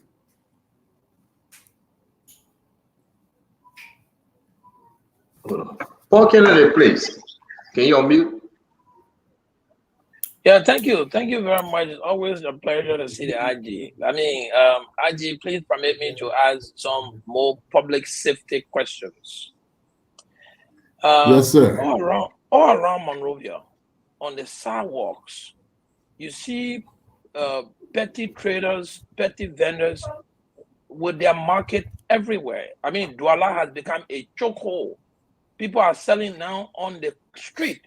What I would call on the car road, the Ghana motor playman. They are on the car road, sitting down there with their fish pen in their hand. When are you planning to actually unroll a public safety engagement aspect where some of these people will be moved from the streets for their own safety and protections, into the market hall. There are market halls all over the place, but the people are still sitting on the street, hindering the flow of traffic, and it is worse around Douala and certain part of that rail line area. When are you planning to actually do that?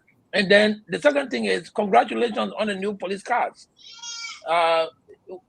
We see that from one part of Monrovia here and there, we see some traffic restrictions, speed limits, mile per hour, sometimes in kilometer per hour. First of all, I think the police is working to standardize it. Take one unit of measurement, whether it's the English or the metric system, so that it can be universal all over the country. When are you trying to put speed limit restriction in Monrovia? Let's start with Monrovia, so that when somebody's running above that posted speed limit, you can actually catch them and get them tickets, and to bring some revenue to the police. That's what I'm trying. So just speak on those two issues. Thank you. So thank you, Mr. Ken. Why were you laughing when you were asking the speed limit question and the kilogram and microgram and RG gram? What were you laughing? Go ahead. Well, all the representatives can break the speed limit. No all in traffic. All they get sorry. No, but recently I've seen some speed limit around the city though. Yeah, which gram we got him in? We got him in kilogram, microgram, Which gram we got him in?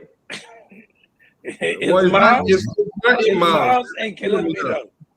It's in kilometers. Okay. I mean, wait, but which one we would take? Instagram? Which one? IG? Help us understand. We gotta take. You know what I mean? I beg you. I laugh it because my side get confused with that. So we're facing. I hold you fool. But listen, Paul. Let me give you the real traditional Liberian responses you get when you even try to correct your first question. The people selling on the road, you try to move them. Y'all move from here, man. How you expect the people to eat? So I remind them all the time why it is true that I'm concerned about how they will eat. My responsibility is to keep them safe and to keep them away from the road. But there are two things here. It's the overarching mindset of the entire community. They're on the road because you who are driving your cars and passing, you're slowing down and buying from them. You don't want to park to walk in the market, so they find it more comfortable to sit there. Any responsible citizen should never buy from a child selling in the street.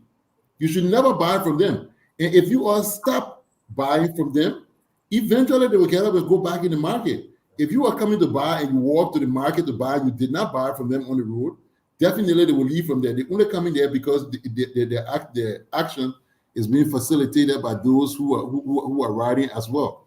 It's a very difficult thing. The officers have done very well. Every day I make trouble with them for Douala. The officers got to literally stand there 1 minute to move to go, even to drink water to come back. They only roll them with a market. So and then you hear people calling, Douala, go and buy again. Douala, go. I got to literally be changing people. So basically, you say you got to police people. And this is why I say that this thing has to move beyond just an enforcement thing. It has to be a mindset. People have to understand the culture of safety, that you're doing it because you have a responsibility to protect your person. But until we can get there, we will continue to take the blame. Because if you move them today, as soon as the officer leave tomorrow, they're coming right back. They're coming right back. And then when an accident happens, everybody turns to the police. And now it's the police problem. So we're trying with the limited resources we got. We'll go and move them. Marshall Junction. The officers are clear. They basically have to put a police facility on the road just to keep people off. It's sad. I mean, we can be everywhere every time. People have to come to the place where the mindset change and understand that in a civilized society, you don't walk it.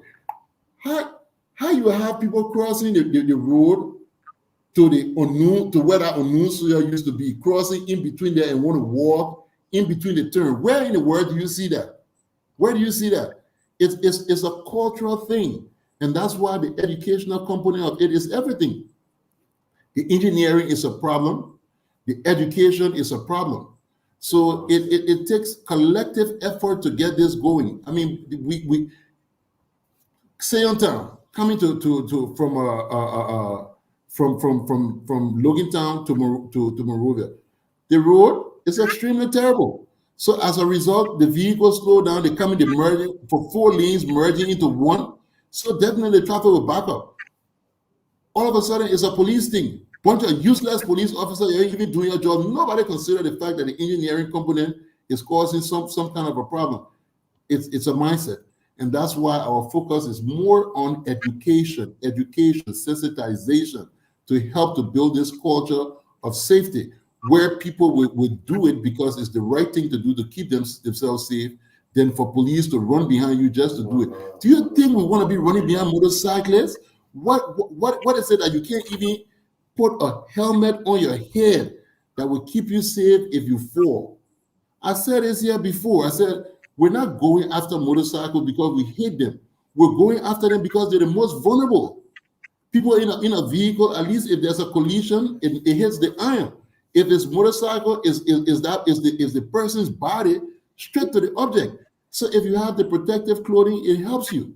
We don't want to do it. You see people on the motorcycle put the helmet on the top of the head, be holding the helmet and don't want to let it come down on the head.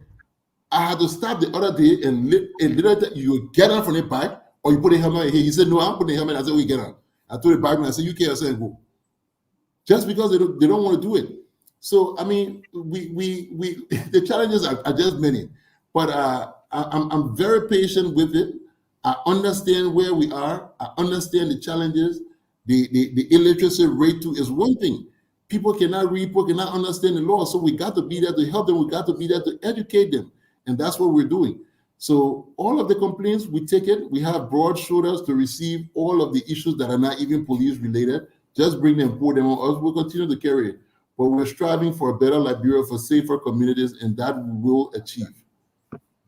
So thank you very much, Aji. It's always good to have you. Let's go over again the program that involving the visit, Chief Rondo and Mr. Russell. Let's go over it. Let's inform the nation.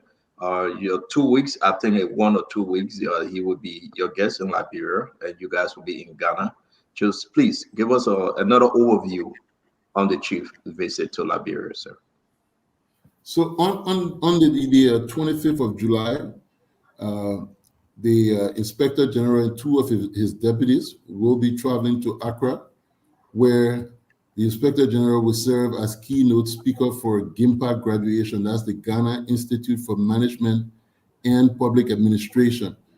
I was fortunate to have attended GIMPA for a police leadership training. And today we're proudly going back there to speak. All of the deputies that are coming along with me, we're all from GIMPA as well. On the 26th, Chief Rondo and Mr. Russell will fly into Accra and join us in Accra. They're going to attend the graduation with us. And on Monday, the 29th, we will pay a visit to Inspector General Dampari of the Ghanaian Police. And then the same day, we're going to come to Monrovia.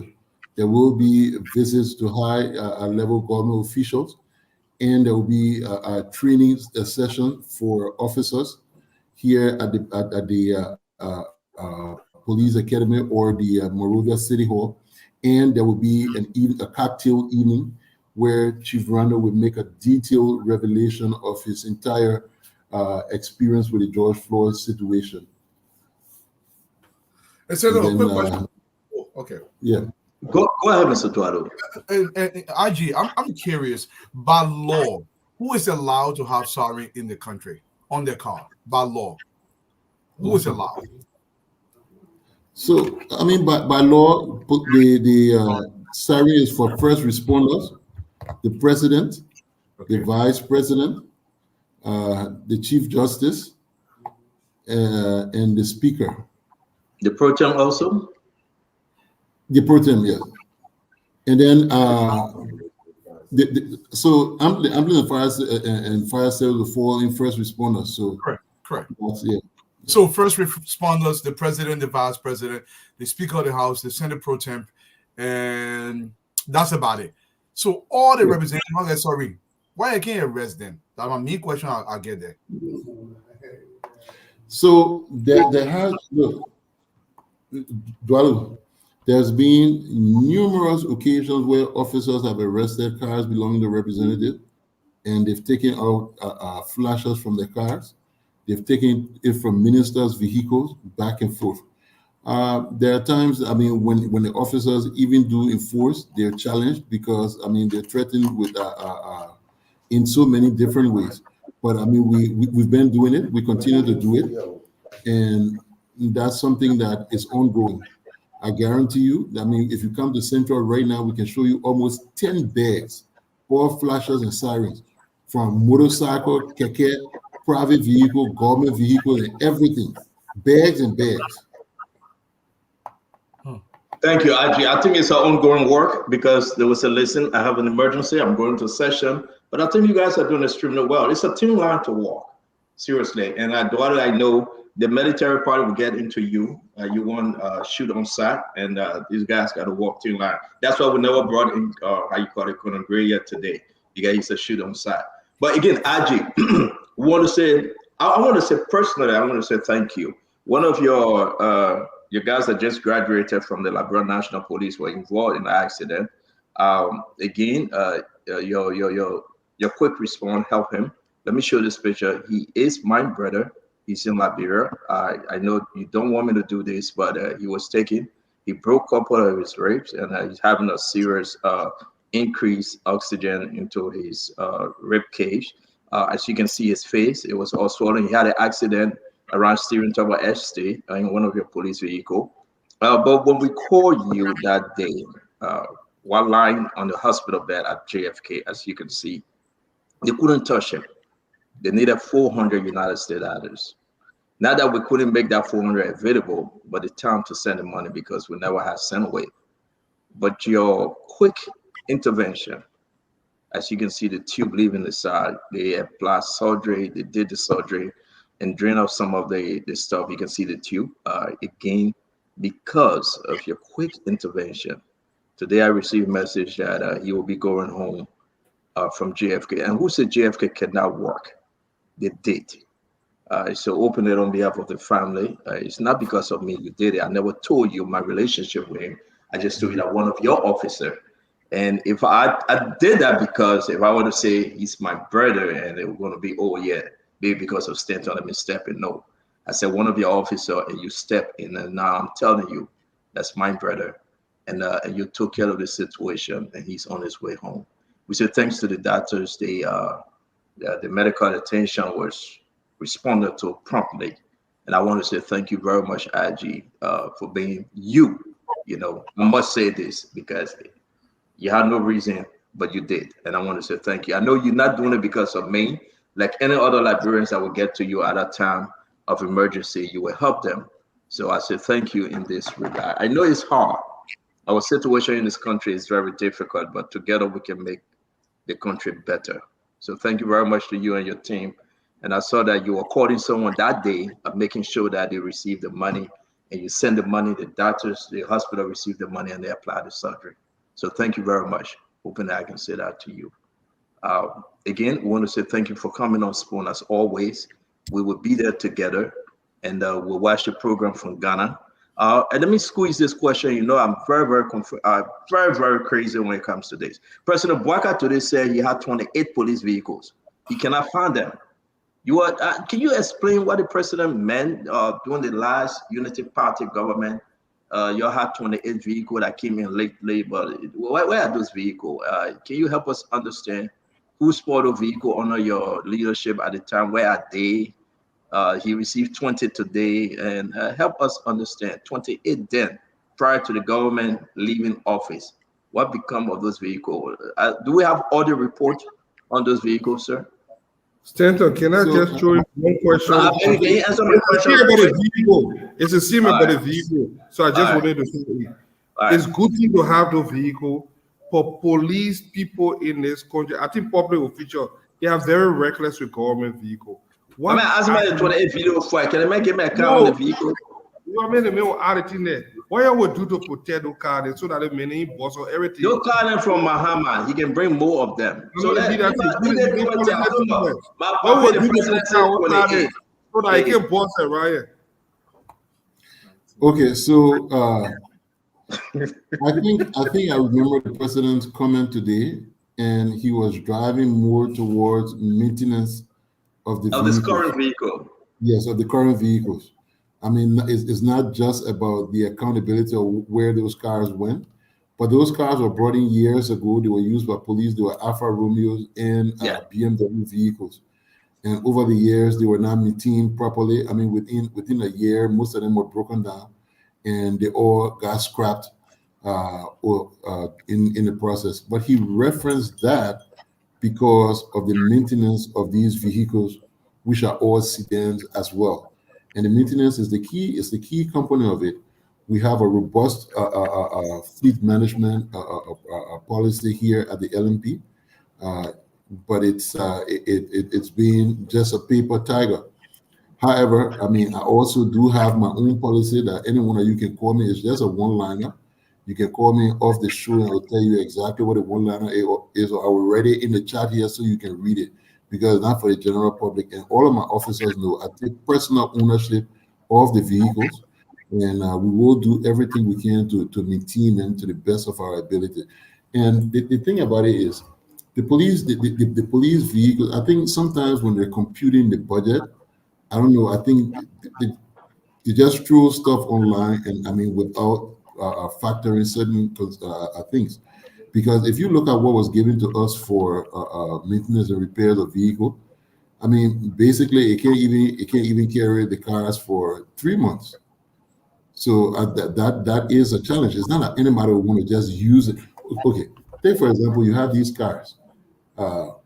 In month 6, we exhaust all of the resources for maintenance and repair, and you have a critical call. Someone's under attack, and the vehicle's parking there. It's not that I can't drive, but it's reached the service time. What do? You will jump in there and be forced to use it again because you got to save a life. So I mean, it's a two-way street, and I know my people too. We believe that speed is security. Basically, it's not, because if you have an emergency, you got to get there safe. If you have an accident, how do you respond to the emergency? Now you have two problems on here: the emergency and the accident. And as a law enforcement officer, your first and foremost responsibility is to protect life and property. So when you're driving, you're not just a driver. You are a police officer that have got way more responsibility than an ordinary driver. And that's why I hold my people more accountable and engage them thoroughly when an accident happens. So it is my hope that we will do some training for those who will be using the vehicle, and we will caution them to be able to use it wisely. And we'll do everything we can to make sure that they're on time. Thank you. So I know that we will be given one of those vehicles to move around and do our undercover work. Okay. Let me ask you a question, though. Seriously, there was a document that came out on social media. Amara Corner said that the George Wisset put out an arrest, rate of arrest, for one of these Chinese illegal miners. Can you speak to us, because information gathered? The gentleman in question, he's in the country. He have not left Liberia. We got a lot of information on him. We'll discuss history tomorrow, what he have done for the people of Bapalo County, what he will continue to do, and he's willing to avail himself. Can you talk to us what you know and what you have implemented and carry on those arrests? So the normal order is when the court requests our assistance, they send a letter directly to us, requesting police assistance to facilitate an action. Unfortunately, that did not come through the regular channel. I think I received an electronic copy, and that was I shared it with the office to print it this morning, on which an instruction to the officer should be given. But I was out of the office till I just walked back in here straight for this program today. So I'm sure somebody, one of the staff who's authorized to deal with those rates, even without me, acted upon it today and passed it down for implementation to the officers out in the field.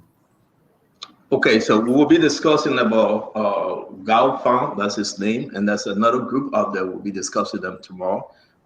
We are further involved in getting more information, but we can announce that Gao Fang from sources, he's not leaving the country. He been in Liberia all these years. He married to a Bassa lady. He speaks Bassa fluently. He got family, he got children, and he's willing to avail himself and facing the legal issue of the country as he willing to cooperate. So I think we'll work along with the Liberian National Police and give our help where we see fit. Again, Colonel Gregory Coleman, we say thank you very much for being our guest today. A wonderful choir program. It's usually not me, but we appreciate whenever you appear on this phone talk, folks are informed. And again, I will ask your pastor, please don't throw Goa on our show. We remain humble. We ask God to forgive our sin, our iniquities, and we are at the mercy of God. So any Goa coming our way, we say back to sender. Colonel, thank you so much. Right before I leave, thank you, Mr. Dwalo. Right before I leave, you know, most of the time when the raid comes, is accompanied by someone who probably has information as to where this person of interest will be. And in this case, it is not accompanied by anyone. So, I mean, if there's someone who has information as to where these people are, it will make it easier for us to be able to just go and easily identify them and pick them up. So I want to say thank you. I hear back in the days when you were in school, you used to be a good golfer. Yeah, your pastor and all. Wow, have a good one, Chief. Thank you very much. Yes, sir. Thank you. All right. I want to say that was a very quiet show, but again, listen, I appreciate Chief Rondo. Yeah. Rondo. It's like an African movie or some kind of Chinese Indian movie. Rondo. Who killed a person 10,000 years ago? Orlando. No, but I know that name sounds more like when they want to capture the drugs cartel. Rondo. He took $10 million. And we want to bring him in the country. But listen, though, this guy is well informed. And when I read about him and heard his story, he really trying to help Gregory Coleman and the Liberian National Police. And again, I like what Gregory said. Not a police of force. That force is just that it's not a unique. I know that Richardson, you were moving towards it. I like when they say army for good, but the Liberian National Police for force. That force context is just, it doesn't sound right in our society today because people use the context differently. But I think they are striving to do better, to be better under Gregory Coleman leadership, and I think that's what we're going to see when the rubber meets the road. What actually going to happen, and we look forward to this great program, folks. We will be in Ghana with the Liberian National Police. We will cover the activities in Liberia as well. Again, we'll have one of the reporter, Mayan Titi. I don't know who she's sending to Ghana. Again, we will partner with the Liberian National Police. For us to do this, it's not only Spoon Network. It can be any of the other network out there. We have to be part of it. We have to be part of the government. We have to improve our way of doing things, elevate the conversation. Stop going back and say, Joey, did it, so therefore we should do it. No, let's find a new place right now about Liberia. It's not about Joey, did it yesterday. Let's fix it. Under Jose Yima Barker government, let's be the change. Let's be that different, Let's do that which is right, that the Liberian people want us to do. Let's sell this leadership. Let's sell President Barker. Let's sell the ministry. And when somebody falls short, we call them out.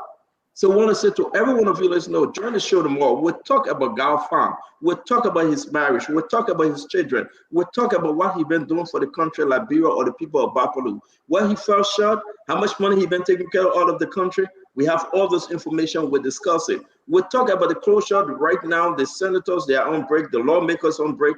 What are they doing now? Let me tell you this. PAC, Public Account Committee, headed by Emmanuel Nukwe. I spoke to Emmanuel Nukwe today. We had a long conversation. He will be coming on Spoon for us to discuss the account. We're hearing there was a cash given to that committee, over $17 million, but he got his own account of the story. we'll hear from him. Let's talk Liberia, folks. Always, this is your network. Be part of your network. Be part of it. Comment, share the information. We appreciate Zanzan Kawa. I was thinking, when will he ever appear on Spoon? But today, we have our own Zanzan Kawa. We want to say thank you very much, Mr. Dualu. I got one problem. Zanzan, yeah. What's your problem, brother? You did not protect me from Ranzo today. From who? From Ranzo. What they call Ranzo? Who is Ranzo again? The man out here, the police chief. The man Ranzo? Rando. Because I might call you Fadago. I am listening.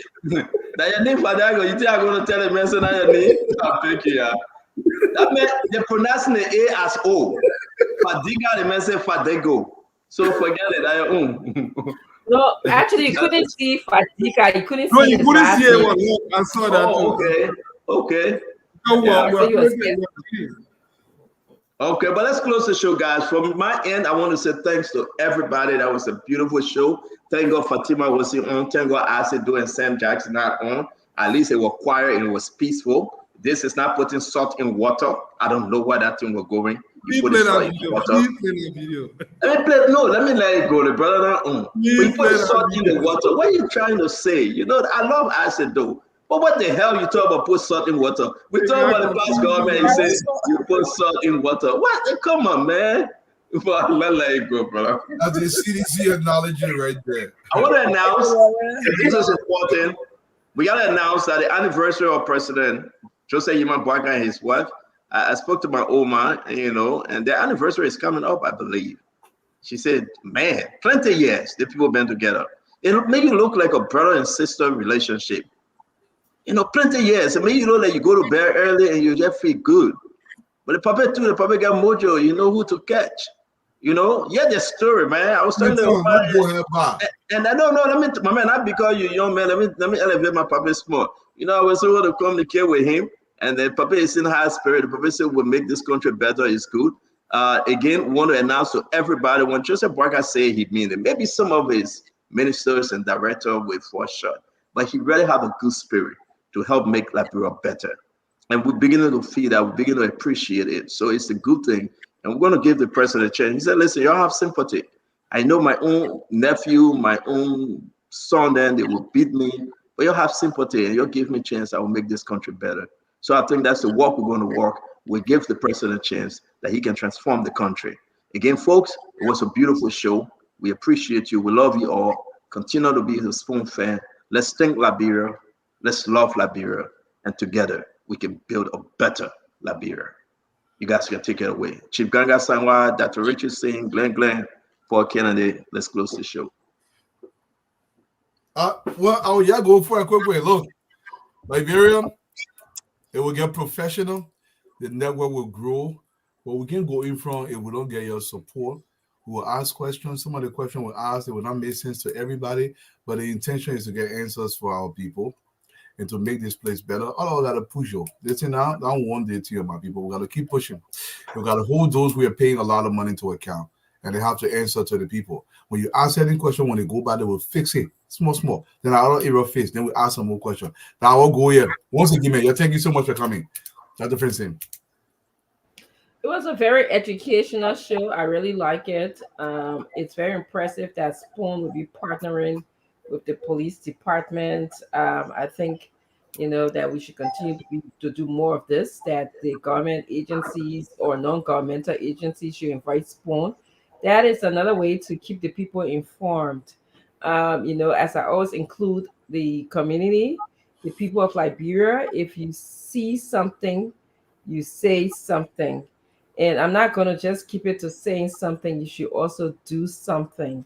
I will leave my comments to what Chief Rana said about leadership. He said we have to dream. And Ellen Johnson also said this. You have to dream big, that your dream should scare you. I want to urge Liberians to continue to dream big, to ask those big questions, to keep the dream that Liberia will be a better place for all of us someday. And then he said you experience setback. Not setback to come back now. I'm not talking about our setback there. Okay?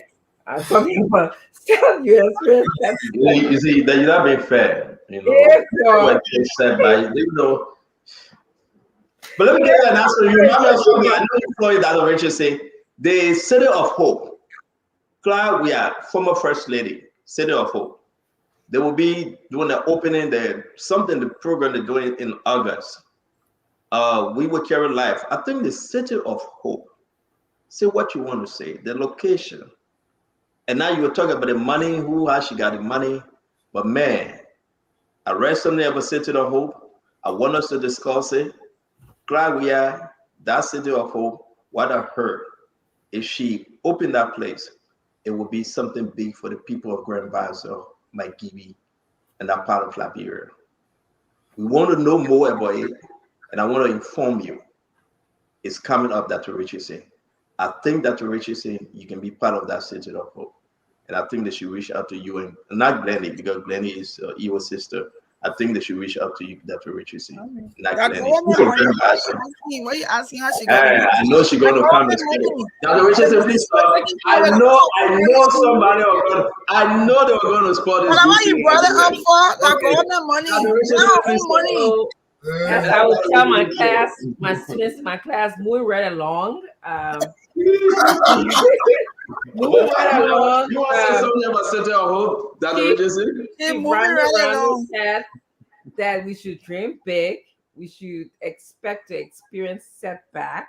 And I will not add because I don't want to trigger anybody here. Yeah, setback is good. Maybe, somehow in Liberia we are experiencing setback in, our government system and the way our community is going. It's hard, yes. But he always also said we should also capitalize on our minimal achievements. We should achieve, okay? Sometimes it will not be the big achievement that we want to see. And that's why we'll come here every day to talk about achieving until whether that big one or small one, maybe we're asking questions our own achievement there. And then he said, I call it maintain, making sure that you maintain your achievement. He called that rinse and repeat. All right. So I want to close on that. I think it was an awesome show. And the rest about Liberia, City of Hope, setback, will come by, whatever, we'll discuss it when the time is appropriate. Thank you, Dr. Richardson. Let me go ahead and talk about the people city. I ain't even talking about that city because I work government money. I hope you're not charging any student to pay anything. Because it's supposed to be government school. You're also supposed to be a property that she's supposed to turn over to the incoming first lady because that was a first lady project. It was not a personal project. So if you want us to go to city, I hope we're talking about it. A government project is people of those different. How much $700,000 in the budget or $700,000 in the budget for her? People should benefit. But anyway, it was great. It was a great show. It's good being back. And I miss you all. Everybody was just telling me where I was. They'll be telling Sinton. I was asking them, who is Sinton? That's somebody need. I just say I miss you. Yeah, it's good to be back. Miss you too, Cliff. Hello, Paul. How you doing, my sister? That weekend you leaving, eh? No. She finished her closing. We're leaving August. Okay. She finished her closing, no problem. It's okay. Thank you for closing. Lenny, it's because of me. You are getting popular. But look at my trouble. Look at my trouble. Look at my trouble. I will call that pastor. I will call that pastor. I will call Tanji on you. Tanji pastor get Goa. I will call Tanji on the show. Tanji pastor. Tanji got a pastor that can throw Goa on people. Tanji got a pastor that can throw Goa on people. What is scary? So what the Senate, the Senate, when they call the man, the police call the man, or somebody call him. I heard that. Oh, you call Tanji. That Tanji on Facebook saying her pastor can throw Goa. So you call Tanji. You're not going to for the man. Pocket they close the show. Yeah. The guy is crazy. Glenn, are you finished? I didn't want to interrupt you. I'm done, Paul. I'm done. All right. So thank you. I mean, it's always good to be on Spoon.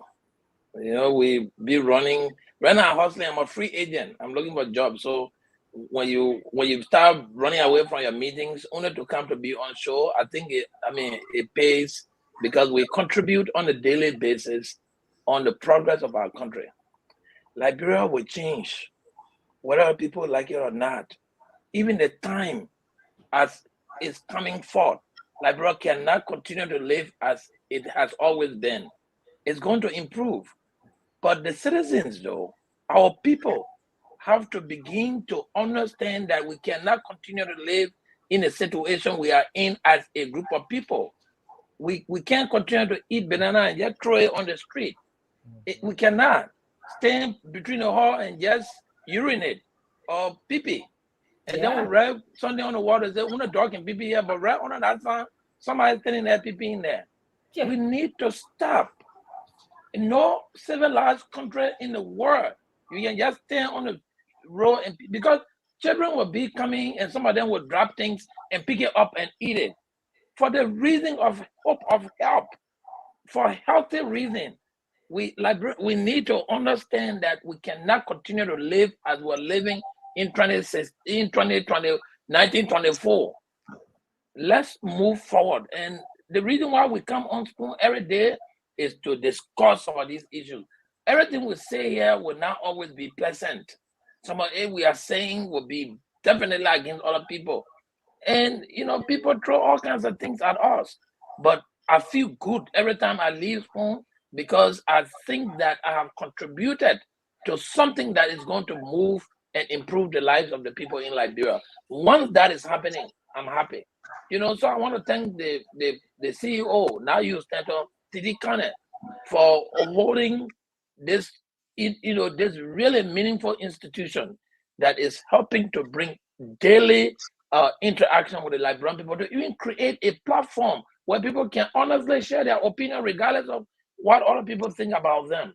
And it's an honor for me to share, this platform with Dr. Francis Chenoweth. I mean, Robertson. I probably would have never interacted with her in my entire lifespan, right? Glenn will know where we come from here, but it's really a good. At some point, you were Glennie brother-in-law, right? At some point. What do you call at some point? How is that a problem? Listen, let me finish my closing, then you can ask all your questions.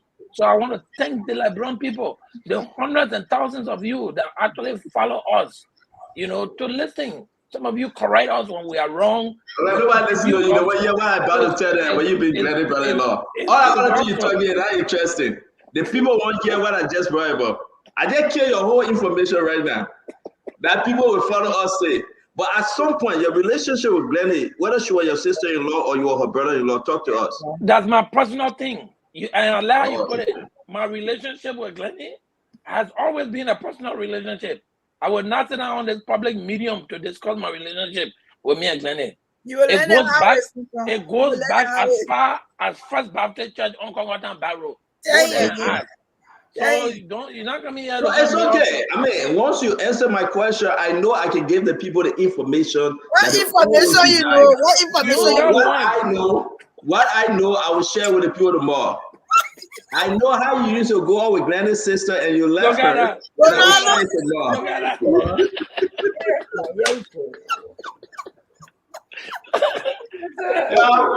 it. Come on the show, folks. We see you. We see you on the bar. Yeah, the man hiding the thing. What that direction say? Every day they will come and tell us sweet tea as if they say we don't know. The man hiding the thing. My mom issue the same. I will say it tomorrow. So we have a great school talk business today. Little Barry. I'll watch it later. Yeah, I mean that lady is very creative. Who y'all have on the show today? Yeah, Lulu Berry, Miss Lulu Berry. She's from Atlanta, Georgia, and she makes ginger beer, but she uses a lot of different fruits like strawberry, orange. That ginger beer thing can increase people's sugar, man. That thing too sweet. Stop it. They put a lot of sugar in it, man. Come on, you gotta go, Paul. Listen, they gotta reduce the sugar content in this. That's not the product that she uses. No, it is. They just put a lot of sugar, man. Y'all leave people with the sugar. I am talking that business promotion, right? Okay, I can be consistency for you. I think about the more promotion But Dr. Francine, I would link you with a certain group of people I've been meeting with in Washington. Okay. You know, yeah, we've been talking a lot. In fact, for those Liberians in the U.S. who have registered small businesses, yesterday I was able to meet with the director for small business administration in the Department of Energy. So he wants us to work together on how he has over 100 procurement programs that people can apply to. Oh, so my. you feeling hell now? You want the business? Boy, that's very good. I'm an entrepreneur. Well, that's very, very good. Well, yeah, bring that Dr. Richardson talk to them. So I will share the link with you.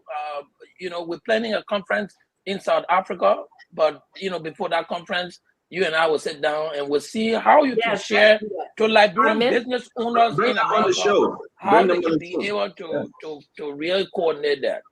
You know, I was at the U.S. Black Chamber of Commerce convention yesterday.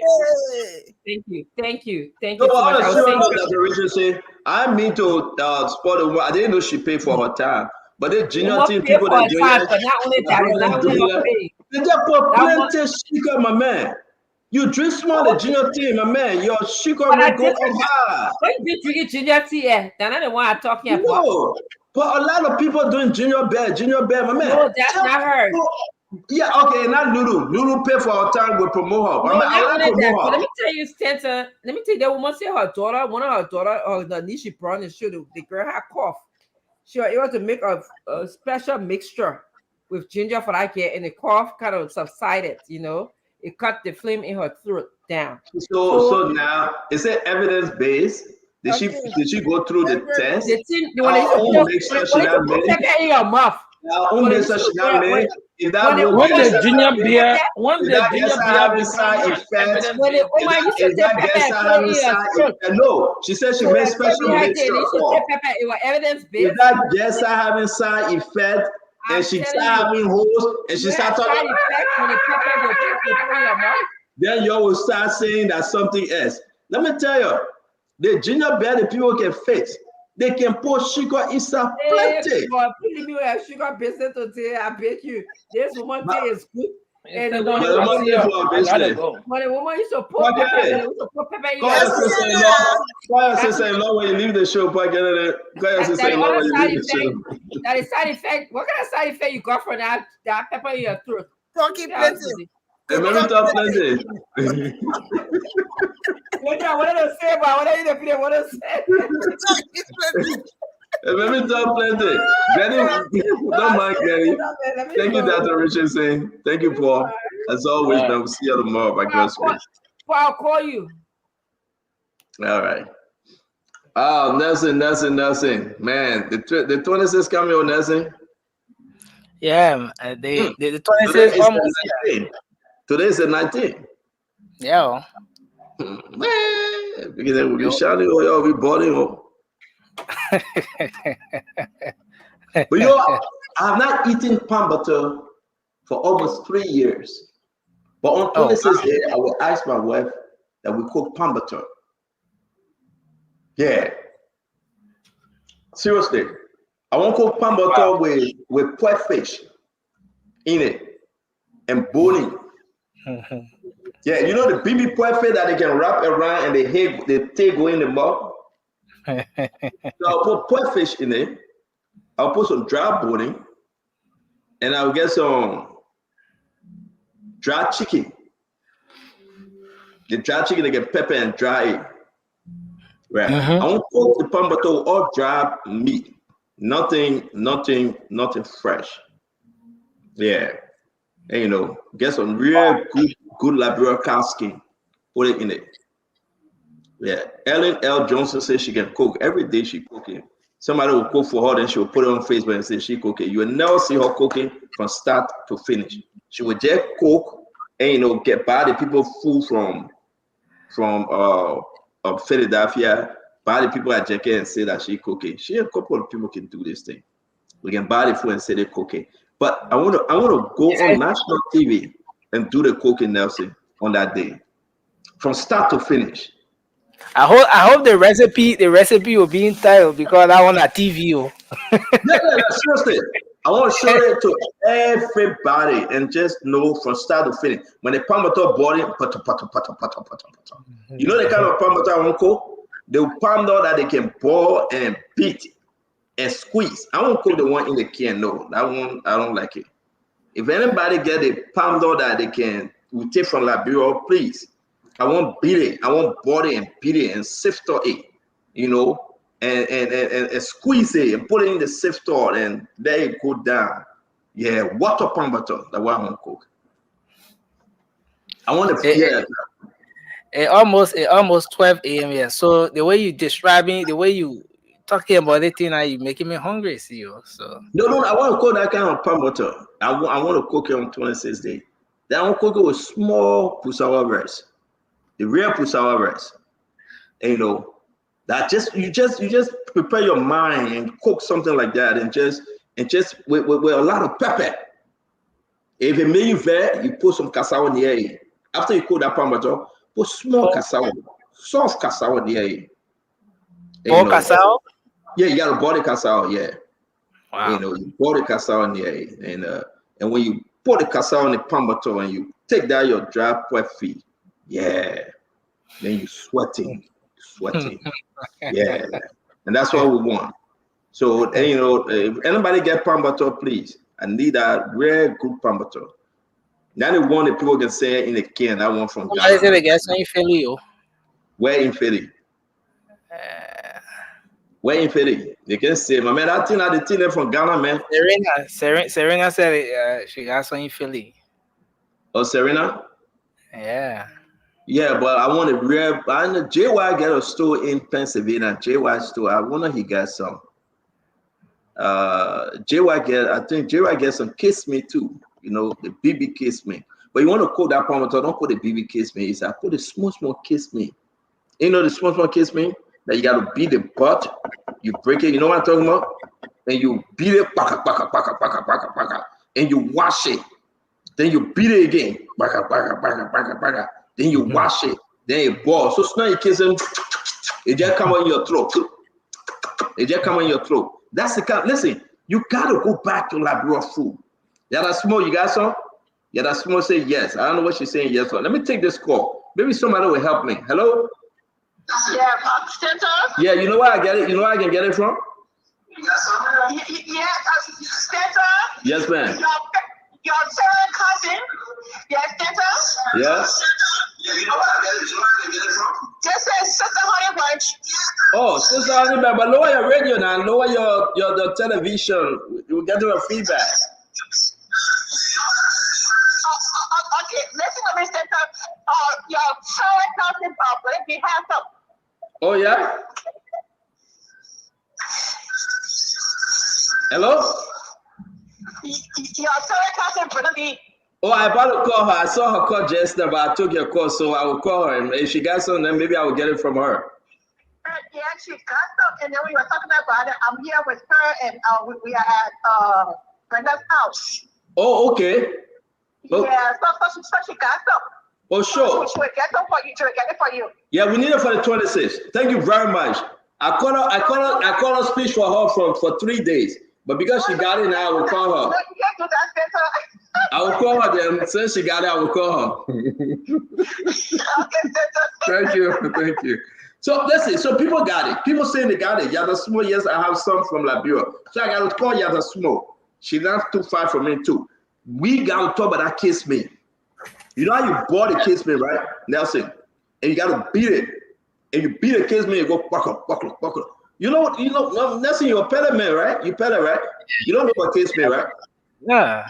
But kiss me, the thing about the kiss me, CEO, all I plenty of wear for just small meat in our You don't know. No. Not the meat that in that thing.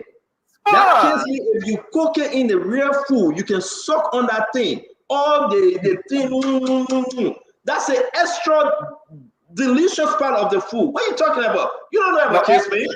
All the things move inside you. No, but you don't know about kiss me because the juice will go in it. You know, if you're eating crab, right? And you break that crab leg and the juice drop in, you suck it, and that long thing come all of the crab. and the juice follow. That's what you're talking about, man. That's the way you know about cooking. We born inside cooking. Cooking our thing. My first job was cooking. Oh, yeah. Come on, Nelson. You need that case meat in a pan butter. You cannot cook a crude country pan butter with all case meat. And you gotta put the pan butter leaf in it. People say put Java set. You know what they call put Java set? Man, I beg you, man. Yeah. So see, you're not fair. You're not fair. You're making me hungry right now. Seriously. But I'm gonna say I'm hungry. I gotta go look for food. I'm gonna say I'm hungry. we got everybody say live. And when you know, yeah, Bria, what's up in other man? I'm hungry too. Yeah, I'm gonna say I'm hungry, man. I gotta put myself in gear because I want to eat. I gotta, put myself gain that appetite. So when I go to eat, I say yeah. But listen, 26. We want any food you cook on 26 days, we want to see it. I can send you my address, you send me your own, you send me your food. Any food you cook on 26 days, we want to see it. If that driver said, even if you're eating farine, on that 26 day, we just want to see what you're doing because it will be a big thing. We want to say to everybody. And let me say this. If you're in Liberia and you don't want to cook, like you're just tired, you just want to go to a restaurant, we're going to find the best 5 restaurants for you to go. We're sending the guys out. The best 5 restaurants. We will tell you the best 5 restaurants that will be cooking the best 26 food. And we announce it that you should go and visit. It's like a buffet style. Like Muda always do this thing. He will open a different kind of food. Have you been there before, Nelson? No. You get the dry rice, you get the cassava leaf, you get the pambato, and Muda, the better casa. It will be eat all you can eat. Oh, you mean at before? Huh? You mean at Bele Casa? At Bele Casa, yeah. Yeah. Eat all you can eat. And I think that Muda will be doing it again. The best 5 restaurants will be carrying on eat all you can eat. If you're in Liberia, you visiting Liberia, you don't want to cook, just go eat all. It's a buffet style. Eat. Whether that $10 you pay or $20 you will just eat. But sooner you get outside, Nelson, you can't come back inside again. Oh yeah. You can go inside with plastic with something like bear. No. You carry nothing. You just carry yourself. You didn't put stupid. You want to carry the food. But there you see, there was this thing where you say eat all you can eat. You will just eat. That all you gotta do. You just gotta eat. So you can't carry no plastic. You can't carry even somebody on your side. No. You gotta know you're trying to go carry so your man on your side. No. So you will pay your $10 or your $20 and you will just eat. You get anything you want to eat, you walk all of that. And that's the best thing. So we will give you the best 5 restaurants for you to enjoy your 26, the best 5 restaurants. We want to say Naomi Kepa, it's always good having you, my sister. Mara Mazina, it's always good. Eric Dentor, Beno Johnson, Fede Bala, Eyo Wat, Nessa Bala. I want to say everybody joining us, thank you for a wonderful show. That we'll meet again tomorrow. May God be with you. May God keep you. May God bless our country. We'll always say this to you. Think Liberia, love Liberia, and together, let's build a better Liberia. Have a good night, folks. Nelson, take it away. Good night. Sir. Yes, sir. Well, folks, that's how I would like to end it tonight. I want to say thanks to all of you for being here, for sharing your thoughts on Spoon Talk tonight, for listening to the program across Radio Land, for watching the show across the internet, on TV, on Facebook, Spoon TV, Fabric TV, and Super TV. On YouTube, Spoon Talk Live. We appreciate every single person for being on here tonight and making your contributions in the comment section, sharing your thoughts. We appreciate every single person. Lulu, Ye Rogers, Nesse Bala, Faya Stevens, Matuli, Kroman, Jennifer, Scott Suba, all of you joining us tonight. Eric Denter, Albert Sifals, Darlington Masakwe, Per Kimber. We appreciate every single person for being here tonight. We appreciate you. Thanks for always making up time to be on Spoon. We'll be back tomorrow with another edition of the program. Mr. Philip Bala, thanks for being on. Spoon Talk will be back on your radio tomorrow. It's going to be another great edition. Tomorrow will be the last edition of the program for the week. And obviously, it promises to be great. There's never a dull show here on Spoon.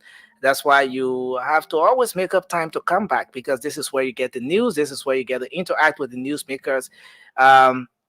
You get to ask the tough questions. You get to have critical analysis from the panel, from the diverse panel here every night. We appreciate the fact that you always make up time to join Spoon. Till we come back, I'm Nelson Colette, and have a good night to all of you. Coming up shortly will be the late night show. The late night politics on Spoon will be on your radio very shortly. That's in about 10-15 minutes from now. Have a good night, and bye-bye for now.